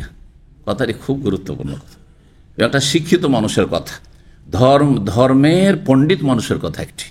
মানে হিন্দু ধর্মে মূর্তি পূজা সমস্ত আপনার সমস্ত লোকেরাই করে, বিভিন্ন ফিরকা তাদের মধ্যে আছে, তাদের মধ্যে অনেক ফিরকা আছে। এই না যে হিন্দু ধর্ম সবে, কিছু হিন্দু ধর্ম আছে যারা নিজেদেরকে জৈন বলছে, কিছু হিন্দু ধর্ম আছে আর আপনার রাবণের পূজা করছে। দক্ষিণ ভারতের খবর রাখেন, তারা রাবণের পূজা করছে, রামকে তারা ঘৃণা করে। আবার উত্তর ভারতের লোকেরা রাবণকে ঘৃণা করে আর রামের পূজারি তারা রাম মন্দির তৈরি করছে বাবরি মসজিদের জায়গায়। তো তাদের মধ্যেও অনেক ফিরকা রয়েছে। কুল্লুহুম ফিন্নার, নবী সাল্লাল্লাহু আলাইহি ওয়াসাল্লাম বলেছেন না, সমস্ত জাহান্নামে যাবে। মুসলিম সমাজের 73 ফিরকা। আল্লাহ হিন্দুদের কথা বলেন, নবী সাল্লাল্লাহু আলাইহি ওয়াসাল্লাম বলেননি, কারণ হিন্দু বসবাস করতো না এখানে হিন্দুর নামে, কিন্তু ইহুদি ছিল নবী সাল্লাল্লাহু আলাইহি ওয়াসাল্লাম আশেপাশে, খ্রিস্টান ছিল। সেজন্য বলেছেন নবী সাল্লাল্লাহু আলাইহি ওয়াসাল্লাম, হাদিস কি বলেছেন যে ইহুদিরা কত ভাগে বিভক্ত হয়েছে, কত ফিরকায়, কত দলে? 71-এ ইহুদিরা, আর খ্রিস্টান 72, আর আমার উম্মত 73 ভাগ হবে, সবগুলি জাহান্নামে যাবে। নবী সাল্লাল্লাহু আলাইহি ওয়াসাল্লাম বলেছেন আমার উম্মতের জাহান্নামে যাওয়া মানে চিরকাল ঢুকিয়ে দিবেন না। আবার আমাদের কিছু ওয়াইজ আছে, বক্তা আছে আলিদের সমাজে, অল্প বিদ্যা ভয়ঙ্করী, এমন জাহান্নামে ঢুকিয়ে দেবে মনে করে যে আর বের হবে না। আরে যারা জাহান্নামে যে তারা দুই ক্যাটাগরির আছে, কিছু স্থায়ী জাহান্নামী যারা একবার ইসলাম নষ্ট করে যায়, বড় শিরিক করে, আর কিছু বিভিন্ন বিদআত করে গেছে কিন্তু বড় শিরিক করেনি, তারা অস্থায়ী জাহান্নামী। জাহান্নাম তাদের শাস্তি। এই 73 ফিরকার সবগুলি স্থায়ী জাহান্নামী, এটাও ভুল, আর সবগুলি অস্থায়ী, তাও ভুল। আর মুসলিম সমাজে যারা মুসলিম বলে দাবি করছে তাদের মধ্যে যারা জাহান্নামী তারা দুই শ্রেণীর আছে। একেবারে ইসলাম নষ্ট করেছে, মাজারে সেজদা করেছে, মাজারে ছেলে সন্তান চেয়েছে, মাজারে গিয়ে গায়রুল্লাহর কাছে রোগের আরোগ্য তলব করেছে। তাদের এই এতেকাদ যে আল্লাহর জমিনকে, পৃথিবীকে 4 গৌস কুতুবে ধরে আছে, যদি এরা ধরে না থাকতো তো আল্লাহ উল্টে পাল্টে ধ্বংস করে দিত। তাহলে বড় শিরক কুফরিতে আছে। এই অবস্থায় মারা গেলে চিরকালে জাহান্নামী, এটা কোনো সন্দেহ নেই। কিন্তু যারা মিলাদ করেছে, কিয়াম করেছে, কিন্তু বড় শিরকি আকীদা রাখে না, নিয়ত পড়েছে, সম্মিলিত মোনাজাত করেছে, এরকম বহু বিষয় বেরাত করেছে, হালুয়া রুটি করেছে, আর মরার নামে খাবার ভোজ ভাজ করেছে, তারা বিদআতি, কিন্তু তারা ইসলাম থেকে বেরিয়ে যায়নি, পাপিষ্ট, তারা গোমরাহ পথভ্রষ্ট, তারা অস্থায়ী জাহান্নামী। অস্থায়ী জাহান্নামী কতদিন হবে আল্লাহ জানে, আল্লাহর জাহান্নাম আল্লাহ জানে, এবং আল্লাহর বান্দা কতদিন জাহান্নামে দিবেন, কি আল্লাহ তার রহমতে মাফ করবে সেটা আল্লাহর বিষয়, কিন্তু তারা ইসলামের গণ্ডিতে আছে। তো এই সনাতনের কথাটি মনে আছে কি বললাম? মুসলিম সমাজে যেমন আহলে হাদিস, যাদেরকে ওয়াহাবি বলছে ওয়াহাবি, তেমনি আমরা হচ্ছে হিন্দুদের মধ্যে ওয়াহাবি। কেন? মানে আমরা শিরকের প্রতিমা পূজার প্রতিবাদ করি, আর তোমরা মাজার পূজার প্রতিবাদ করো। এইখানে মিল আছে। তোমরা মাজার পূজাকে অস্বীকার করো, এই পীরতন্ত্রকে অস্বীকার করো, আর আমরা অস্বীকার করি এই যে মূর্তি পূজাকে অস্বীকার করি। আমরা সনাতনীরা, আমরা এক ব্রহ্মার উপাসনা করি, এবং তাদের কাছে যেহেতু ব্রহ্মা হচ্ছে নিরাকার, সেজন্য আমরা নিরাকার উপাসনাকে পূজা করি। তারা বলে নিরাকারের, মূর্তিতে তারা বিশ্বাসী নয়। জি, তো এই ধর্ম সম্পর্কে কত লোক যে কতভাবে বিভ্রান্ত হয়েছে, হকের কাছাকাছি এসে বিভ্রান্ত থেকে গেছে। দেখেন না, এই সনাতনী যদি আর একটু এগিয়ে এসে লা ইলাহা ইল্লাল্লাহ পড়ে নিত, মুহাম্মদ রাসূলুল্লাহ পড়ে নিত, তাহলে জান্নাতি হয়ে যেত। তো এতটা হেদায়েত হয়ে মূর্তি পূজাকে অস্বীকার করেও জাহান্নামের রাস্তা থেকে গেল। আল্লাহ শুকরিয়া আদায় করেন যে আল্লাহ কলেমা পড়ে মুসলমান হওয়ার তৌফিক দিয়েছেন, অথবা মুসলিম ঘরে আল্লাহ রাব্বুল সৃষ্টি করেছেন, আর তারপর ইসলামটাকে রক্ষা করার তৌফিক দিয়েছেন। কত মুসলিমের সন্তান, পরম্পরা 14 গোষ্ঠী তার মুসলিম আর ধার্মিকও ছিল, কিন্তু নাস্তিক হয়ে মরেছে, ধর্ম নিরপেক্ষতায় বিশ্বাসী হয়ে মরেছে, বেদিন হয়ে ইসলামের শত্রু মুনাফিক হয়ে মরেছে। আলহামদুলিল্লাহ যে আল্লাহ আপনাকে মুসলিম করেছেন, আল্লাহ শুকরিয়া আদায় করুন। আলহামদুলিল্লাহিল্লাযী হাদানা লিহাযা ওয়া মা কুন্না লিনাহতাদিয়া, আমার কোনো ক্ষমতা ছিল না, লাউলা আন হাদানা আল্লাহ, যদি আল্লাহ হিদায়াত নসিব না করতেন। আল্লাহ শুকরিয়া আদায় করুন। জি, তো কিভাবে কত কষ্ট করে সঠিক ধর্ম তলাশ করছেন যায়েদ। বলছেন যে যায়েদ সেখান থেকে একজন খ্রিস্টান জ্ঞানী পণ্ডিতের কাছে গেলেন, আর তার সাথে আলোচনা করলেন। তখন তিনি বললেন যে দেখো, তুমি যদি খ্রিস্টান হতে চাও, যেটা আগ্রহ প্রকাশ করছো, তাহলে একটা ভাগ আল্লাহর অভিশাপ লানত নিতে হবে। কালা, তখন যায়েদ বলেন মা আফিরু ইল্লা মিন লানাতিল্লাহ, আমি তো পালিয়ে এসেছি আল্লাহর লানত থেকে, যে আমি এই মূর্তি পূজা করব না, আল্লাহর না লানত আর অভিশাপ নেব না। আর আমি যদি আপনাদের ধর্ম গ্রহণ করেও যদি লানত নিতে হয়, তো এই ধর্ম গ্রহণ করে লাভটাই কি? তাহলে আমি নেব না, আমি গ্রহণ করব না। ওয়ালা আহমেলু মিন লানাতিল্লাহ ওয়ালা মিন গাযাবি শাইআন আবাদা ওয়া আনা আস্তাতি, আর আমি যথাসাধ্য আল্লাহর লানত আমি নেব না, নিতেও রাজি না, আর এটা আমি বহন করতেও পারবো না, আর যতদিন পর্যন্ত আমি আছি যথাসাধ্য বাঁচার চেষ্টা করব। ফাহাল তাদুল্লুনি আলা গায়রিহি, এছাড়া অন্য কোন ধর্মের আপনি আমাকে সন্ধান দিতে পারবেন? কালা, একই কথা, যেই কথা ইহুদি পণ্ডিত বলেছে সেই কথা কে বলছে? খ্রিস্টান পণ্ডিত বলছে। দেখেন, যারা সঠিক ধর্ম, আসমানি ধর্ম সম্পর্কে সঠিক জ্ঞান রাখে, তাদের কথাগুলি এসে একটা জায়গায় সবার এক জায়গায় মিলে যাবে। এই জন্য সমস্ত নবীদের দাওয়াত এক জায়গায় মিলে যাবে। মৌলিক বিষয়গুলি আদম আলাইহিস সালাম, নূহ আলাইহিস সালাম, ইব্রাহিম, মূসা, ঈসা, যুগে যুগে যত নবী রাসূল, হুদ, সালেহ, যেই শিক্ষা তারা দিয়েছেন, মা লাকুম মিন ইলাহিন গায়রু, আল্লাহ ছাড়া তোমাদের কোনো সত্য মাবুদ নেই, উপাস্য নেই, ওই কথাই শিক্ষা দিয়েছেন মোহাম্মদ রাসূলুল্লাহ সাল্লাল্লাহু আলাইহি ওয়াসাল্লাম, মুসা, সবাই, তাই না? এক জায়গায় মিলে যাবে, কারণ হক সত্য একটি হয় আর মিথ্যা অনেক হয়। বুঝেন না? বুঝেন না? অঙ্ক 2 2 4 এটা হচ্ছে সত্য, তাই না? ঠিক। আর 2 2 যদি 3 বলেন হবে, 5 বলেন, 2 2 1, যত বলতে থাকেন সব ভুল, সবগুলি ভুল। ঠিক ওই রকমই দ্বীনে ইসলাম, দ্বীনে হক। দ্বীনে হক হচ্ছে একটি, আল হক লা ইয়াতাআদ্দাদু। এই জন্য ওলামারা বলেছেন হক সত্য একাধিক হয় না। আপনি ইসলামী সেন্টারে এই সময় বসে আছেন, এটি হচ্ছে সত্য, আর আপনার সম্পর্কে এছাড়া যত তথ্য দেওয়া হবে যে এতটা বেলা এতটার সময় জুমার পরে, কেউ বলছে আমি শিকতে দেখেছি, কেউ বলছে তাকে মক্কায় দেখেছি, কেউ বলছে মদিনায় দেখেছি, কেউ বলছে আমি বাংলাদেশে দেখেছি, সব মিথ্যা, তাই না? হ্যাঁ, ঠিক ওই রকম বাতিল অনেক হতে পারে। এই জন্য বাতিল ধর্ম মন্ত্রতন্ত্র অনেক আছে, কিন্তু হক শুধু একটি, ইন্না দীনা ইনদাল্লাহিল ইসলাম, সেটি হচ্ছে ইসলাম। লা ইলাহা ইল্লাল্লাহ মুহাম্মাদুর রাসূলুল্লাহ, শাহাদাত। আল্লাহ তৌফিক দান করেন। তো বলছেন যে আমি নিতে পারবো না অন্য কোনো ধর্ম বলেন। কালামা আলম ইল্লা ইয়াকুনা হানিফান, তাহলে আমি যতটা জানি যে তুমি হানিফ হয়ে যাও, দ্বীনে হানিফের অনুসারী হয়ে যাও। তাহলে অমাল হানিফ, হানিফ আবার কি জিনিস? কালে দিন ইব্রাহিম, ইব্রাহিম আলাইহিস সালামের ধর্ম। লাম ইয়াকুন ইয়াহুদিয়ান ওয়ালা নাসারা, তিনি ইহুদি খ্রিস্টান কিছুই ছিলেন না। ওয়ালা ইয়াবুদু ইল্লাল্লাহ, তিনি একমাত্র আল্লাহর ইবাদত করতেন। ফালাম্মা রাআ যায়েদুন কাওলাহুম ফি ইব্রাহিম আলাইহিস সালাম, যখন যায়েদ ইবনে আমর ইবনে নুফাইল শুনলেন এই কথাগুলি, যে দুই আলেমের, দুই পণ্ডিতের কথা একই রকম, অথচ দুইজন দুই ধর্ম অবলম্বী আর দুই ধর্মের পণ্ডিত, তাদের মধ্যে কোনো ভিন্নতা নেই। ইহুদি পণ্ডিতও বলল যে দ্বীনে ইব্রাহিম গ্রহণ করো, আর এই খ্রিস্টান পণ্ডিতও বলছে যে তুমি দ্বীন হানিফ গ্রহণ করো। এই কথা শোনার পরে আর ইব্রাহিম আলাইহিস সালাম সম্পর্কে তাদের পজিটিভ মন্তব্য বা পরামর্শ শোনার পরে খারাজা, সেখান থেকে বেরিয়ে চলে আসলেন সামদেশ থেকে। ফালাম্মা বারাজা, সেখান থেকে বেরিয়ে যখন মক্কার উদ্দেশ্যে রওনা দিলেন, রাফায়া, 2 হাত উঠিয়ে আল্লাহর কাছে দোয়া করছেন আর বলছেন, ওয়াদা আল্লাহুম্মা, হে আল্লাহ, ইন্নী উশহিদুকা, তোমাকে আমি সাক্ষী রাখছি, আন্নী আলা দীনে ইব্রাহিম, আমি ইব্রাহিম আলাইহিস সালামের ধর্মের অনুসারী।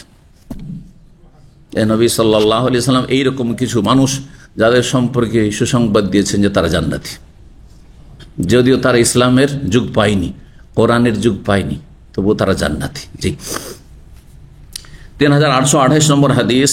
ইমাম লাইস বলছেন, কাতাবা ইলাই হেশাম, আমাকে লিখে পাঠিয়েছেন হেশাম বিন উরওয়া, তার পিতা উরওয়া বিন জুবাইর থেকে, আর তিনি তার খালা আসমা বিনতে আবু বকর থেকে বর্ণনা করেছেন রাদিয়াল্লাহু আনহুমা। কালাত, আসমা বলেন, রাআইতু যায়েদ বিন আমর ইবনে নুফাইল কায়মান মুসনাদান যাহরা ইলাল কাবা, আমি দেখেছি। কে বলছেন? আবু বকর সিদ্দিক রাদিয়াল্লাহু তাআলা আনহুর বড় মেয়ে আসমা বলছেন, আমি যায়েদ ইবনে আমর ইবনে নুফাইলকে ছোটকালে দেখেছি, বাল্য জীবনে। তিনি দাঁড়িয়ে হেলান দিয়েছিলেন, পিঠটা লাগিয়েছিলেন, হেলান দিয়েছিলেন কাবা ঘরে, আর তিনি বলছিলেন কুরাইশ লোকদেরকে, কুরাইশ বংশের লোকদের, ইয়া মাশারা কুরাইশ, হে কুরাইশ বংশের লোকেরা, ওয়াল্লাহি, আল্লাহর কসম করে বলছে, মা মিনকুম আলা দীনে ইব্রাহিম গায়রি, আমার ছাড়া তোমাদের মধ্যে একজন ইব্রাহিম আলাইহিস সালামের ধর্মের অনুসারী নয়, তোমরা সব মিথ্যুক। আচ্ছা, মক্কার লোকেরা কি বলতো? তারা কোন ধর্মের অনুসারী বলতো নিজেদেরকে? তারা কি বলতো? হিন্দুদের, যেমন হিন্দুরাকে যদি জিজ্ঞাসা করো তোমরা কোন ধর্মের অনুসারী, মানে কোন নবীর অনুসারী, তো নবীর নাম জানে? তাদের কোন নবী আছে? না, জানে না, কারণ তারা কোন নবীর অনুসারী নয়। তারা পরম্পরা বাপ দাদা থেকে প্রতিমা পূজা করতে করতে প্রতিমার সংখ্যা, পুতুলের সংখ্যা আর এই মূর্তি বাড়তে থেকেছে, যেমন মক্কায় বাড়তে থেকেছে। কিন্তু মক্কার মুশরিক পৌত্তলিকদের মাঝে আর হিন্দু পৌত্তলিকের মাঝে পার্থক্য হচ্ছে যে মক্কার পৌত্তলিকরা দাবি করত যে আমরাই প্রতিমা পূজা যে করছি সেটা ইব্রাহিম আলাইহিস সালামের ধর্ম। কত বড় মিথ্যুকেরা! কি বলতো? ইব্রাহিম আলাইহিস সালামের ধর্ম আমরা পালন করছি, যেমন ঠিক একেবারে সেম, যেমন মাজার পূজারীরাকে যদি জিজ্ঞাসা করেন আপনার কোন নবীর অনুসারী, তো কি বলবে? আমরা আশিকে রসুল মোহাম্মদ রসুল্লাহর অনুসারী, বলবে না? নবী মোহাম্মদ সাল্লাল্লাহু আলাইহি ওয়াসাল্লামের উম্মত। কথা সত্য? কোথায়? আরে নবী তৌহিদ নিয়ে এসেছেন, নবী সুন্নত না। নবী বলেছেন কোন জায়গায় পাকা কবর, উঁচা কবর যদি থাকে তাহলে কি করো? একেবারে সমতল করে দাও। আর তোমাদের এই পাকা কবর কেউ যদি ভাঙতে যায় তাহলে এত বড় মিছিল বের করবে ভারত, বাংলাদেশ, পাকিস্তানে, যে এই সব দেশের ইতিহাসে এত বড় মিছিল কোনোদিন বেরোয়নি। কথা বুঝতে পারছেন না? এবং কবর রক্ষা করে জান্নাতে যাওয়ার আশা রাখবে। এই মাজার যেটা শিরকের আস্থান না, কবর শুধু নয়, এই মাজারগুলি যেগুলি শিরকের আস্থানায় পরিণত হয়েছে, সেগুলো রক্ষা করে জান্নাতে যাওয়ার আশা রাখছো, যেটা অসম্ভব কথা। আল্লাহ বুঝার তৌফিক দান করুন। যেমন মুসলিম সমাজের যারা মাজার পূজারী, তারা মুহাম্মদ সাল্লাল্লাহু আলাইহি ওয়াসাল্লামের উম্মত হওয়ার দাবিদার, তেমনি মক্কার কাফের মুশরিকেরা প্রতিমা পূজা করেও 360টা কাবার চারিদিকে মূর্তি রেখেও ইব্রাহিম আলাইহিস সালামের উম্মত হওয়ার দাবিদার ছিল।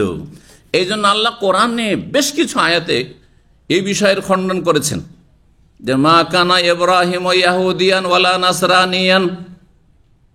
ইব্রাহিম আলাইহিস সালাম ইহুদি, এই ইহুদিরা তুমি কথা বলিও না যে ইব্রাহিম ইহুদি ছিলেন। খ্রিস্টানরা ওরা বলতেন না না না, আমাদের মুরব্বী হচ্ছেন ইব্রাহিম। দেখেন ইব্রাহিম আলাইহিস সালাম এমন একজন নবী, এই বৈশিষ্ট্য কিন্তু ইব্রাহিম আলাইহিস সালামের। ইব্রাহিম আলাইহিস সালাম এত শ্রদ্ধাভাজন নবী আম্বিয়াদের মধ্যে, যে বর্তমান যুগে বিশ্বে যে ধর্ম অবলম্বী রয়েছে আসমানি কিতাবের অনুসারী ধর্ম, যদিও কিতাবগুলি বিকৃত এবং রহিতকৃত, সবার কাছে শ্রদ্ধা ভাজন ইব্রাহিম আলাইহিস সালাম। ইহুদিরাও ইব্রাহিম আলাইহিস সালামের দোহাই দেয় যে আমাদের পূর্বপুরুষ ইব্রাহিম। খ্রিস্টানরাও ইব্রাহিম আলাইহিস সালামের দোহাই দেয়। এই জন্য দেখেন খ্রিস্টান ইহুদিদের মধ্যে আব্রাহাম নাম অনেক আছে। আব্রাহাম এই যে গণতন্ত্রের প্রবক্তা, যে থিওরি পেশ করেছে, আর যেটা সবাই পানির মতো ঢকঢক করে মুসলিমরাও গিলে ফেলেছে, তো এটা কে দিয়েছে আপনাদেরকে? আব্রাহাম লিঙ্কন ইহুদি দিয়েছে। কথা বুঝতে পারছেন তো? কথা হচ্ছে যে ইব্রাহিম আলাইহিস সালাম তাদের কাছে শ্রদ্ধাভাজন, মুখে শ্রদ্ধাভাজন, কিন্তু ইব্রাহিমের আদর্শ থেকে তারা অনেক দূরে চলে গেছে। আল্লাহ বলছেন ইব্রাহিম ইহুদিও ছিলেন না, খ্রিস্টানও ছিলেন না, ওয়ালাকিন কানা হানিফ, ছিলেন কি হানিফান, একনিষ্ঠ মুসলিমান, তিনি মুসলিম ছিলেন। ওয়ামা কানা মিনাল মুশরিকিন, মক্কার কাফেরও ইব্রাহিম আলাইহিস সালাম এইসব প্রতিমা পূজা করেছেন। আরে মৃত্যু করে আল্লাহ বলছেন ওমা কানা মিনাল মুশরিকিন, ইব্রাহিম মুশরিক ছিলেন না। সূরা নাহলের শেষ দিকে পড়ে নেবে, ইন্না ইব্রাহিমা কানা উম্মাতান কানিতান লিল্লাহি হানিফা ওয়া লাম ইয়াকুন মিনাল মুশরিকিন, মুশরিক ছিলেন না তিনি। বারবার করে আল্লাহ খণ্ডন করেছেন, এই মিথ্যুকরা, মক্কার কাফেররা, মুশরিকরা, পত্তলিকরা, তোমরা বলছি ইব্রাহিম আলাইহিস সালাম মূর্তি পূজারী ছিলেন। ওয়া লাম ইয়াকুন মিনাল মুশরিকিন, তিনি মুশরিক ছিলেন না, তিনি পত্তলিক ছিলেন না, তিনি হানিফ ছিলেন, মুসলিম ছিলেন। তিনি তোমরা মুসলিম হও। তো বর্ণনা করছেন যে এই যায়েদ ইবনে আমর ইবনে নুফাইল, বৃদ্ধ মানুষ, তিনি হেলান লাগিয়ে দাঁড়িয়ে কথা বলছিলেন, মানে ভাষণ দিচ্ছিলেন কাবায় হেলান লাগিয়ে কুরাইশদের সামনে। কুরাইশের নেতৃস্থানের লোকেরা সেখানে জমিয়ত হয়ে আছে অনুষ্ঠান। ওয়াল্লাহি, আল্লাহর কসম করেছে, মা মিনকুম আলা দীন ইব্রাহিম গায়র, আমার ছাড়া তোমাদের মধ্যে একটিও লোক ইব্রাহিম আলাইহিস সালামের ধর্মের অনুসারী নেই। ওয়াকান ইউহিল মাউদাতা, আর এই যায়েদ ইবনে আমর ইবনে নুফাইল যখন দেখতেন যে কোনো পরিবারে একটি জীবন্ত মেয়েকে ভূমিষ্ঠ হয়েছে আর তারপরে তাকে দাফন করতে, মাটিতে পোঁতার জন্য নিয়ে যাচ্ছে, তখন তাদের হাত পা ধরে নিতে রিকোয়েস্ট করতেন, এই মেয়েটিকে আমাকে দিয়ে দাও, আমি সেটাকে মানুষ করব, আর যখন বড় হয়ে যাবে তখন যদি তোমার ইচ্ছা হয়তো নিয়ে যাবে, আর না ইচ্ছা হয় তাহলে আমি সারা জীবন এর খোরপোশ সব কিছু চালাবো, এর ভরণ পোষণের আমি দায়িত্ব নেব। সুবহানাল্লাহ, কত নেক মানুষ ছিলেন তিনি। জি, তো তিনি বলতেন ওয়াকান ইউহিল মাউতা, তাই বলছেন যে মাউদাতা, তিনি জীবন্ত যেসব কন্যা শিশুকে দাফন করা হতো সেগুলিকে প্রাণ দেওয়ার চেষ্টা করতেন, মানে বাঁচিয়ে রাখার চেষ্টা করতেন, তাদের বাঁচিয়ে রাখার চেষ্টা করতেন। বলতেন যে কোনো মুশরিক ব্যক্তিকে যে নিজের মেয়েকে দাফন করার জন্য, পুঁতে দেওয়ার জন্য যাচ্ছে জীবিত অবস্থায়, এজা আরাদা ইয়াকতুলা ইবনাতাহু, যখন নিজের কন্যা সন্তানকে সে খুন করতে যাচ্ছে, লা তাকতুলা, তুমি খুন করিও না বাবা। কেন খুন করবে? তুমি খাওয়াতে পারবে না সেই জন্য, অথবা লজ্জা লাগছে কি জন্য? আচ্ছা, মক্কায় এই কুসংস্কার কি করে আসলো, এই অপরাধ কি করে তারা করা শুরু করলো? কি জন্য? নিশ্চয় কোনো কারণ আছে, তাই না? কি কারণ বলেন? দুটি কারণ আছে, দেখি কে বলতে পারে। একটি হচ্ছে, আমি কিন্তু ইঙ্গিত করে দিয়েছি, কিন্তু আপনার শুনছেন কম। এটা লজ্জা। মেয়ে সন্তান, লোকে কি বলবে? মেয়ে সন্তান, লোকে কি বলবে? তারপরে আমার মেয়েকে কি উঠিয়ে নিয়ে যাবে বিয়ে করে?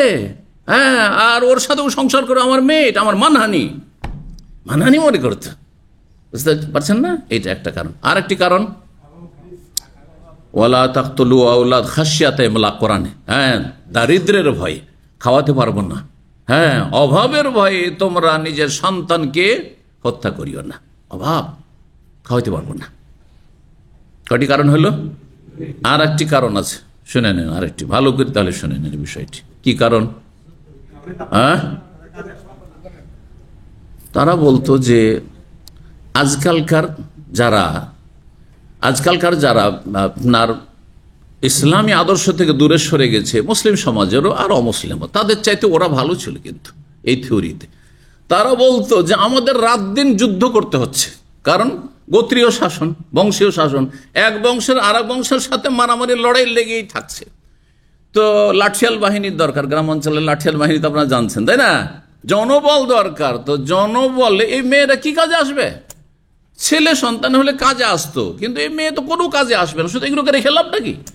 খামাখাতে পুষার লাভ কি? এগুলোকে আর খরচ খরচা করে কষ্ট করে লাভটা কি? সুতরাং কি করে, কেউ মেরেই ফেলো। বুঝতে পারছেন না? জি। কেন আজকালকার বেদিনের চাইতে ওই বেদিনগুলো ভালো, ওই মুশরিকগুলি ভালো বললাম? একটা বৈশিষ্ট্যে, একটা গুণে। সেটা কি? যে ওরা মনে করতো যে মেয়েরা রণক্ষেত্রে যুদ্ধ করতে পারে না, মেয়েরা সেনাবাহিনী হতে পারে না।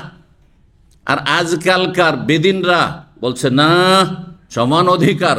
হ্যাঁ, যেমন পুরুষরা সেনাবাহিনীতে ঢুকবে, তেমন মহিলারাও সেনাবাহিনীতে ঢুকবে। তাহলে মক্কার কাফের চাইতে নিকৃষ্ট থিওরি হচ্ছে এটি। বোঝা গেছে? জি, আল্লাহ বোঝার তৌফিক দান করুন, এবং এসব গুমরাহদের, বেদিনদের পথ থেকে আল্লাহ ফিরে আসার তৌফিক দান করুন। তো বলতেন জেদ, যখন কেউ খুন করতে যাচ্ছে, লা তাকতুলহু, হত্যা করিও না, আনা আকফিকা মাউনাতাহা, তার ব্যয় বহন আমি করব, তার ব্যয় বহনের দায়িত্ব আমি নেব। ফায়াখুযহা, তারপরে সেই কন্যা শিশুটিকে নিয়ে চলে আসতো বাড়িতে। ফাইজা তারা রাত, তারপরে ধীরে ধীরে যখন প্রতিপালিত হইল, বড় হইল, কাল আলিয়া বিয়াহা, তখন তার বাবাকে বলতো যে দেখো তোমার মেয়ে কিন্তু এখন 10-12 বছর হয়ে গেছে, বা 14 বছর 15 বছর হয়ে গেছে, বিয়ে দেওয়ার মতো হয়ে গেছে। দাফাতুহা ইলাইকা ইন শি'তা, দাফাতু ইলাইকা, তুমি যদি চাও তোমার মেয়ে তোমাকে ফিরিয়ে দেবো, তোমার বাড়িতে দিয়ে যাবো।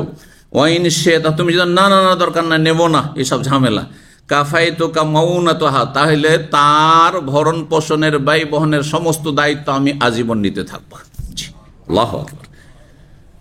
তো এই ছিল যায়েদ বিনে আমর ইবনে নুফাইল সম্পর্কে আলোচনা, তার তৌহিদের, দ্বীনের অনুসরণ এবং তার জন্য তার সর্বাত্মক প্রচেষ্টা। মানুষ চেষ্টা করলে আল্লাহ তো অবশ্যই তৌফিক দেয়, এই জন্য চেষ্টা করতে আপনাকে। আপনি চেষ্টা করবেন না, সময় নেই। সৌদি আরব এসেছি রিয়ালের জন্য, এখানে ইনকাম করার জন্য এসেছি না, এখানে দিনের কথা শোনার জন্য এসেছি। এত সময় কোথায়, এত সময় কোথায়? ফেসবুকে খারাপ জিনিস দেখছেন আপনি, আর কোন একটা বক্তব্য যদি আসে আর সুর সার মজা না লাগে, ভালো লাগে না, 2 মিনিটে টেনে দিলেন, যেমনই 2 মিনিট হলো উঠাও হটাও, আউযুবিল্লাহ। অধিকাংশ আজকাল যারা আমাদের মধ্যে মোটামুটি ধার্মিক, হ্যাঁ, নামাজ রোজা করেন, এই অর্থে ধার্মিক, তারাও 2-3 মিনিটের বেশি শুনতে চান না আজকাল। এই জন্য শর্ট ভিডিও চাই, হ্যাঁ, শর্ট ভিডিও ক্লিপ চাই, বেশি চাই না। আজকালকার একটি স্টাডি বলছে, পরিসংখ্যান আরব অনারব সারা বিশ্ব মিলিয়ে কিন্তু মুসলিম সমাজের কথা, যে আজকালকার মানুষরা এত অধৈর্য এবং এত ব্যস্ততায় জীবনযাপন করছে, পয়সা ইনকাম, পয়সার পয়সা পয়সা, ব্যস্ততা, হ্যাঁ, যার ফলে ম্যাক্সিমাম 4 মিনিট, এর বেশি ধৈর্য রাখতে পারে না। আর 1 ঘন্টার বক্তব্য, 1.5 ঘন্টার বক্তব্য কে বা শোনে, কয়জন শোনে? কিন্তু আল্লাহ কিছু ভালো মানুষ দুনিয়াতে রেখেছেন, তারা আলহামদুলিল্লাহ শুনছে এবং উপকৃত হচ্ছে। জি, এই জন্য আমি কখন এটা চিন্তা করিনি। আমাকে অনেকে পরামর্শ দিয়েছে, শেখ, অনেকে ভাইরাল হয়ে গেলে একবার ওই 3 মিনিট 4 মিনিট 2 মিনিটের আপনার শর্ট ভিডিও করে, ওগুলো কাজ আমার না। কারণ আমি ভাইরাল হওয়ার, আমি ওই নিশাতে নেই, ভাইরাল হওয়ার স্বপ্নও নেই, আমার ইচ্ছাও নেই, আর আমি চাইও না ওটা। জি, রবের কাছে ভাইরাল হয় যথেষ্ট। এই রবের বান্দাদের কাছে ভাইরাল হয়ে কোনো মূল্য রাখে না, কোনো মূল্য রাখে না, এ তুচ্ছইটি। জি, 25 নম্বর অধ্যায় বলছেন বাব বুনিয়ানিল কাবা। এই অধ্যায় হচ্ছে কাবার নির্মাণ সম্পর্কে। চলেন এই অধ্যায়টি আমরা পড়ে নিই। এতে 3টি হাদিস রয়েছে। 3829 নম্বর হাদিস। হাদিস বর্ণনা করছেন জাবের বিন আব্দুল্লাহ রাদিয়াল্লাহু তাআলা বলছেন, লাম্মা বুনিয়াতিল কাবাতু, যেই সময় কাবার পুনর্নির্মাণ করা হইল। কারণ কাবার প্রথম নির্মাণ কুরাইশরাও করেনি, আর প্রথম নির্মাণ ইব্রাহিম আলাইহিস সালাম করেনি, তার আগে। তবে ইব্রাহিম আলাইহিস সালামের নির্মাণটি খুব মানে প্রসিদ্ধ নির্মাণ। কিন্তু কাবার নির্মাণ কখন হয়েছে বিভিন্ন মত রয়েছে। তার মধ্যে বলা হয়েছে যে প্রথম আল্লাহর ঘর কাবা তৈরি করেছেন স্বয়ং ফেরেশতারাকে দিয়ে আল্লাহ রাব্বুল আলামিন। কেউ বলেন আদম আলাইহিস সালাম তৈরি করেছেন, কেউ বলেছেন আর কেউ তৈরি করেছেন। তারপরে কাবার জায়গা নিশ্চিহ্ন হয়, নূহ আলাইহিস সালামের বন্যায় প্লাবিত হয়ে আর বিভিন্ন বন্যায়, যাই হোক একবার নিশ্চিহ্ন হয়ে গেছিল। কিন্তু তার গোড়া পত্তন যেটি সেলেন্নাস, সেটির কিছু লক্ষণ মাটির তলায় পাথরের তলায় ছিল। আল্লাহ রাব্বুল আলামিন সেটিকে শনাক্ত করে দেন ইব্রাহিম আলাইহিস সালামকে, আর বললেন যে তুমি এই জায়গায়, এতটা জায়গায় এইভাবে তুমি আমার ঘর নির্মাণ করো, তুমি এবং তোমার ছেলে। তাই করেছিলেন তারা। ওয়াইদ ইয়ারফা ইব্রাহিমুল কাওয়াইদ মিনাল বাইত ওয়া ইসমাঈল রব্বানা তাকাব্বাল মিন্না ইন্নাকা আনতাস সামিউল আলিম। ইব্রাহিম আলাইহিস সালাম এবং তার সন্তান ইসমাইল উভয়ে বাপ বেটা মিলে কাবা ঘর নির্মাণ করছেন। একজন পাথর উঠিয়ে দিচ্ছেন, আর একজন পাথর বসাচ্ছেন, রাজমিস্ত্রি কাজ করছেন, আর দোয়া করছিলেন কি, রব্বানা তাকাব্বাল মিন্না, হে আমাদের রব, আমাদের এই কাজটি আপনি সাদরে গ্রহণ করুন, কবুল করেন আল্লাহ রাব্বুল আলামিন, ইন্নাকা আনতাস সামিউল আলিম, আমাদের পক্ষ থেকে এটিকে কবুল করে। তারা কল্পনা করেও কবুল এই দোয়া করেননি। তারা এই কল্পনা করেনি এই ঘরের জিয়ারত আর এই ঘরের তওয়াফ এত সংখ্যায় লোকের আসবে, প্রতিদিন কত লোক আসছে, আর এমন কোন সময় নেই যেই সময় ইবাদতবিহীন এই ঘরটি থাকছে। এই ঘরে সবসময় ইবাদত চলতে আছে, সুবহানাল্লাহ। যদি তওয়াফ কিছুক্ষণের জন্য বন্ধ হয়, একমাত্র ফরজ সালাতের সময় বন্ধ হচ্ছে, ঠিক না? ফরজ সালাতের সাথে সাথে তওয়াফ শুরু হয়ে গেল। চিন্তা করুন আপনি আল্লাহ রাব্বুল কিভাবে কবুল করেছেন। এখান থেকে আমাদের একটি মানসিক খোরাক রয়েছে, আহার। সেটা হচ্ছে আপনি নিজেকে কখনো তুচ্ছ মনে করবেন না, দোয়া করতে কোনো গাফিলতি করবেন না, চাইতে গিয়ে কোনো কিছু অসম্ভব মনে করবেন না। যেগুলি সম্ভব সেটা সব আল্লাহর কাছে চান, দিন দুনিয়া আখেরাতের। আপনি এই কথা ভাবেন না যে আমার মতো মূর্খ দিয়ে বা কি হবে, আমার মতো অশিক্ষিত দিয়ে বা কি হবে, আমার মতো একটা গরিবকে দিয়ে বা কি হবে, আমার ছেলে আবার কি বা হইতে পারবে, এসব কখনো চিন্তা করিয়েন না। অনেক কিছু হইতে পারে। রবের কাছে দোয়া করতে থাকুন, আল্লাহ যেন তৌফিক দান করেন। তো বলছেন যাবে, যখন কাবা ঘর নির্মাণ করা হইল, জাহাবান নবী সাল্লাল্লাহু আলাইহি ওয়া আব্বাস ইয়ানকুলান হিজারা, এই নির্মাণটি কখনকার ছিল? এটি কুরাইশদের নির্মাণ। ইসলামের পূর্বে কুরাইশরা দেখলো যে কাবা ঘর খুব একবারে জীর্ণশীর্ণ হয়ে গেছে আর ভেঙে পড়তে যাচ্ছে, তারা বানাতে চাইলেন। আর সেখানে একটি শর্ত লাগালে, দেখো হালাল পয়সা সবাই দিবে, কিন্তু হারাম উপার্জনের পয়সা এই কাবা ঘরে, আল্লাহর ঘরে লাগাবে। অথচ তারা মুশরিক ছিল, কিন্তু কাবার এত শ্রদ্ধা সম্মান তাদের অন্তরে ছিল, যেখানে হারাম পয়সা, জুয়ার পয়সা লাগানো যাবে না, মদের পয়সা লাগানো যাবে না, আর ওই যে বেশ্যাবৃত্তি করছে, কারণ বেশ্যাখানাও ছিল, আপনার মক্কাতে বেশ্যাখানাও ছিল। আর তখনকার বেশ্যারা স্বাধীন আজকালকার নারীদের মতো হইতো না, বরং ও দাসী দিয়ে তারা বেশ্যাবৃত্তি, দাসীর মালিকরা তারাও তাদেরকে দিয়ে এই বেশ্যার কাজ নিত। তো এইসব দিয়ে যারা উপার্জন করেছে, খবরদার ওই সব টাকা দিবে না, হালাল ইনকাম যদি থাকে তাহলে দিবে। এই করতে গিয়ে দেখা গেল যে কাবা ইব্রাহিম আলাইহিস সালামের যুগে যতটা বড় ছিল, ওইটা নির্মাণ করা সম্ভব হলো না, এত টাকা জুটছে না। তখন তারা কি করলেন, চলো নির্মাণ করতে হবে, হালাল পয়সা দিয়ে করতে হবে, এক পয়সা হারাম লাগাবো না, কিন্তু ছোট করে দাও। তাহলে কাবাকে কি করে দাও, কয়েক হাত ছেড়ে দাও। ওই ছেড়ে দেওয়া জায়গাটি হচ্ছে কি বলা হয় এটিকে, এর দুটির নাম, একটি হিজর আর একটি হচ্ছে হাতিম। আজকাল কিছু আরব যারা সাধারণ জন হিজরে ইসমাইল বলে, নামটি ভুল, কিন্তু হিজর এই জায়গাটির নাম হাদিসে এসছে, অথবা হাতিম এই জায়গাটি, যেটা মানুষ সমান উঁচা করে ঘেরা আছে। কোন দিকে? উত্তর পূর্ব দিকে ঘেরা আছে, বা উত্তর পশ্চিম দিকে, একটু কাছে আছে কাবা ঘরটি। তো এই জায়গাটি সেই সময় ছেড়ে দেওয়া হয়েছিল আর একটু ঘিরে রেখে দেওয়া হয়েছে। জি, তো যখন কাবা ঘর নির্মাণ করে এই কুরাইশরা, নবী সাল্লাল্লাহু আলাইহি ওয়াসাল্লাম তাতে অংশ নিয়েছিলেন। তার চাচা আব্বাস রাদিয়াল্লাহু তাআলা তার চাইতে বেশি বয়সের ছিলেন, মুরব্বী ছিলেন, তিনি অংশ নিয়েছিলেন। আর এই চাচা ভাতিজা কি করছে, ইয়ানকুলানিল হিজারাতা, তারা পাথর নিয়ে এসে দিচ্ছিলেন। যারা পাথরগুলি বসাচ্ছে দেয়ালে, পাথর নিয়ে এসে দিচ্ছিলেন। আব্বাস চাচা বললেন নবী সাল্লাল্লাহু আলাইহি ওয়াসাল্লামকে মায়া করে, ইজ আল ইজারাকা আলা রাকাবাতিকা, তোমার লুঙ্গিটি শরীর থেকে খুলে তোমার কাঁধের ওপর রেখে নাও, ইয়াকিকাল মিনাল হিজার, তাহলে পাথরের ঘর্ষণ থেকে তোমার কাঁধটাকে রক্ষা করবে। না হলে খালি কাঁধে যদি পাথর এইভাবে বহন করো তাহলে তোমার কি হয়ে যাবে, এই কাঁধ ক্ষত বিক্ষত হয়ে যাবে, জখম হয়ে যাবে। মায়া করে তো চাচার কথা শুনে রাসূলুল্লাহ সাল্লাল্লাহু আলাইহি সাল্লাম তখন কাপড়টা খুলে নিলেন, লুঙ্গি খুলিলেন, আর খুলে নেওয়ার পরে কাঁধে দিলেন। জানা আমরা অনেকে কিন্তু এরকম করি না। আমাদের দেশে মাথায় যখন কোনো ভারী বোঝ উঠায় তখন কি করে, গামছাকে পেঁচিয়ে, দেখেছেন না, দেখেন নাই? হ্যাঁ, গামছাকে অথবা চাদরকে পেঁচিয়ে নিয়ে এখানে রেখে দিয়ে তারপরে মাথায় বহন করে পারে।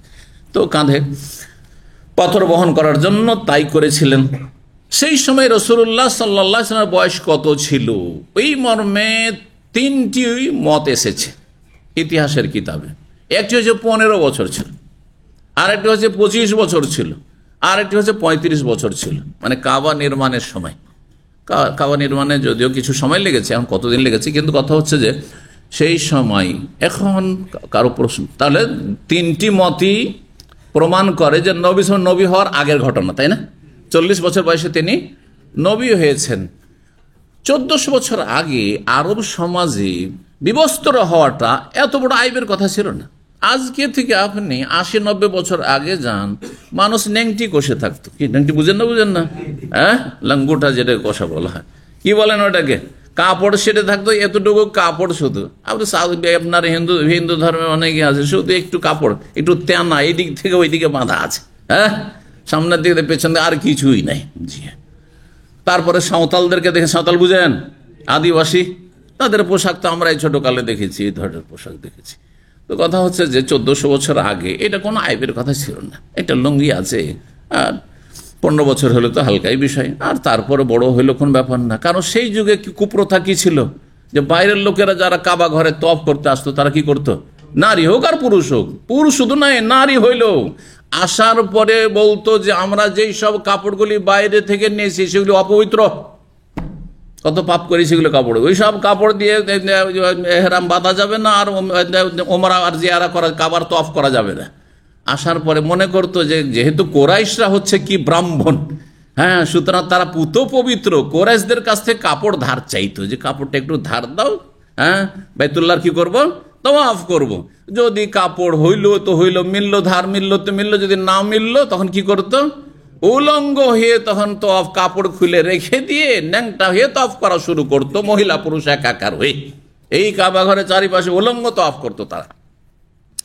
সহিহ বুখারীতে একটি হাদিস রয়েছে।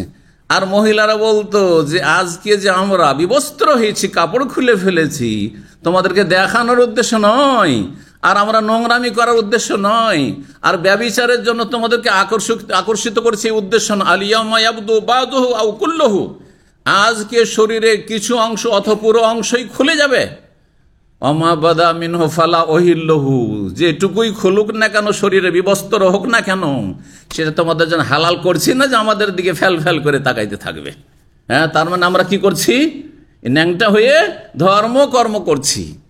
এটি হচ্ছে ন্যাংটা সাধুর ধর্ম হিন্দুদের, আর এটি হচ্ছে ন্যাংটা পীরের ধর্ম এক শ্রেণীর কথিত মুসলিমদের। জানেন না ন্যাংটা পীর নাই? হ্যাঁ আছে, জানি না বাংলাদেশে আছে কিনা, আপনারা বলবেন। দেখেন আপনারাই বলছেন আছে, কিন্তু পাকিস্তানে আছে, এটা আমি ভালো করেই জানি, বুঝতে পারছেন। ন্যাংটা সাধু দিল্লিতে আমি নিজের চোখে, নাউজুবিল্লাহ, ন্যাংটা সাধু এই মোটা একবার, দিল্লি পুরানা স্টেশন, যারা ওইখানে ইন্ডিয়ান অনেকে আছেন, দিল্লি পুরাতন স্টেশন, একসময় ছাত্র জীবনে দিল্লি আসতে হয়েছে, মদিনা ইউনিভার্সিটি আসতাম, তখন দিল্লি হয়ে যাতায়াত করতাম।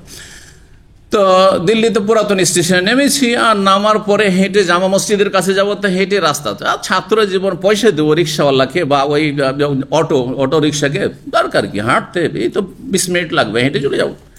আর সোজা হাঁটা ধরলাম, হেঁটে একটা ওই পার্কের মধ্য দিয়ে যাচ্ছি, পুরোনো পার্ক হয়ে আছে, ওই পার্কের মাঝে কেউ একজন বলেছিল, যারা আমাদের বন্ধু বান্ধব, কিন্তু বেশ কিছু ইউনিভার্সিটিতে তারা মাদ্রাসা পড়ুয়া, তারা চলে গেছিল। তো বলছে যে পুরাতন স্টেশন থেকে বেরিয়ে যদি জামা মসজিদ হেঁটে আসেন, তো এখানে একটা ন্যাংটা সাধু সবসময় বসে থাকে। তো এই কথাটি আগে শুনেছিলাম, তো ডানে বামে একটু করে তাকাচ্ছি যে দেখি তো কোথায় এই তামাশা হিন্দুদের।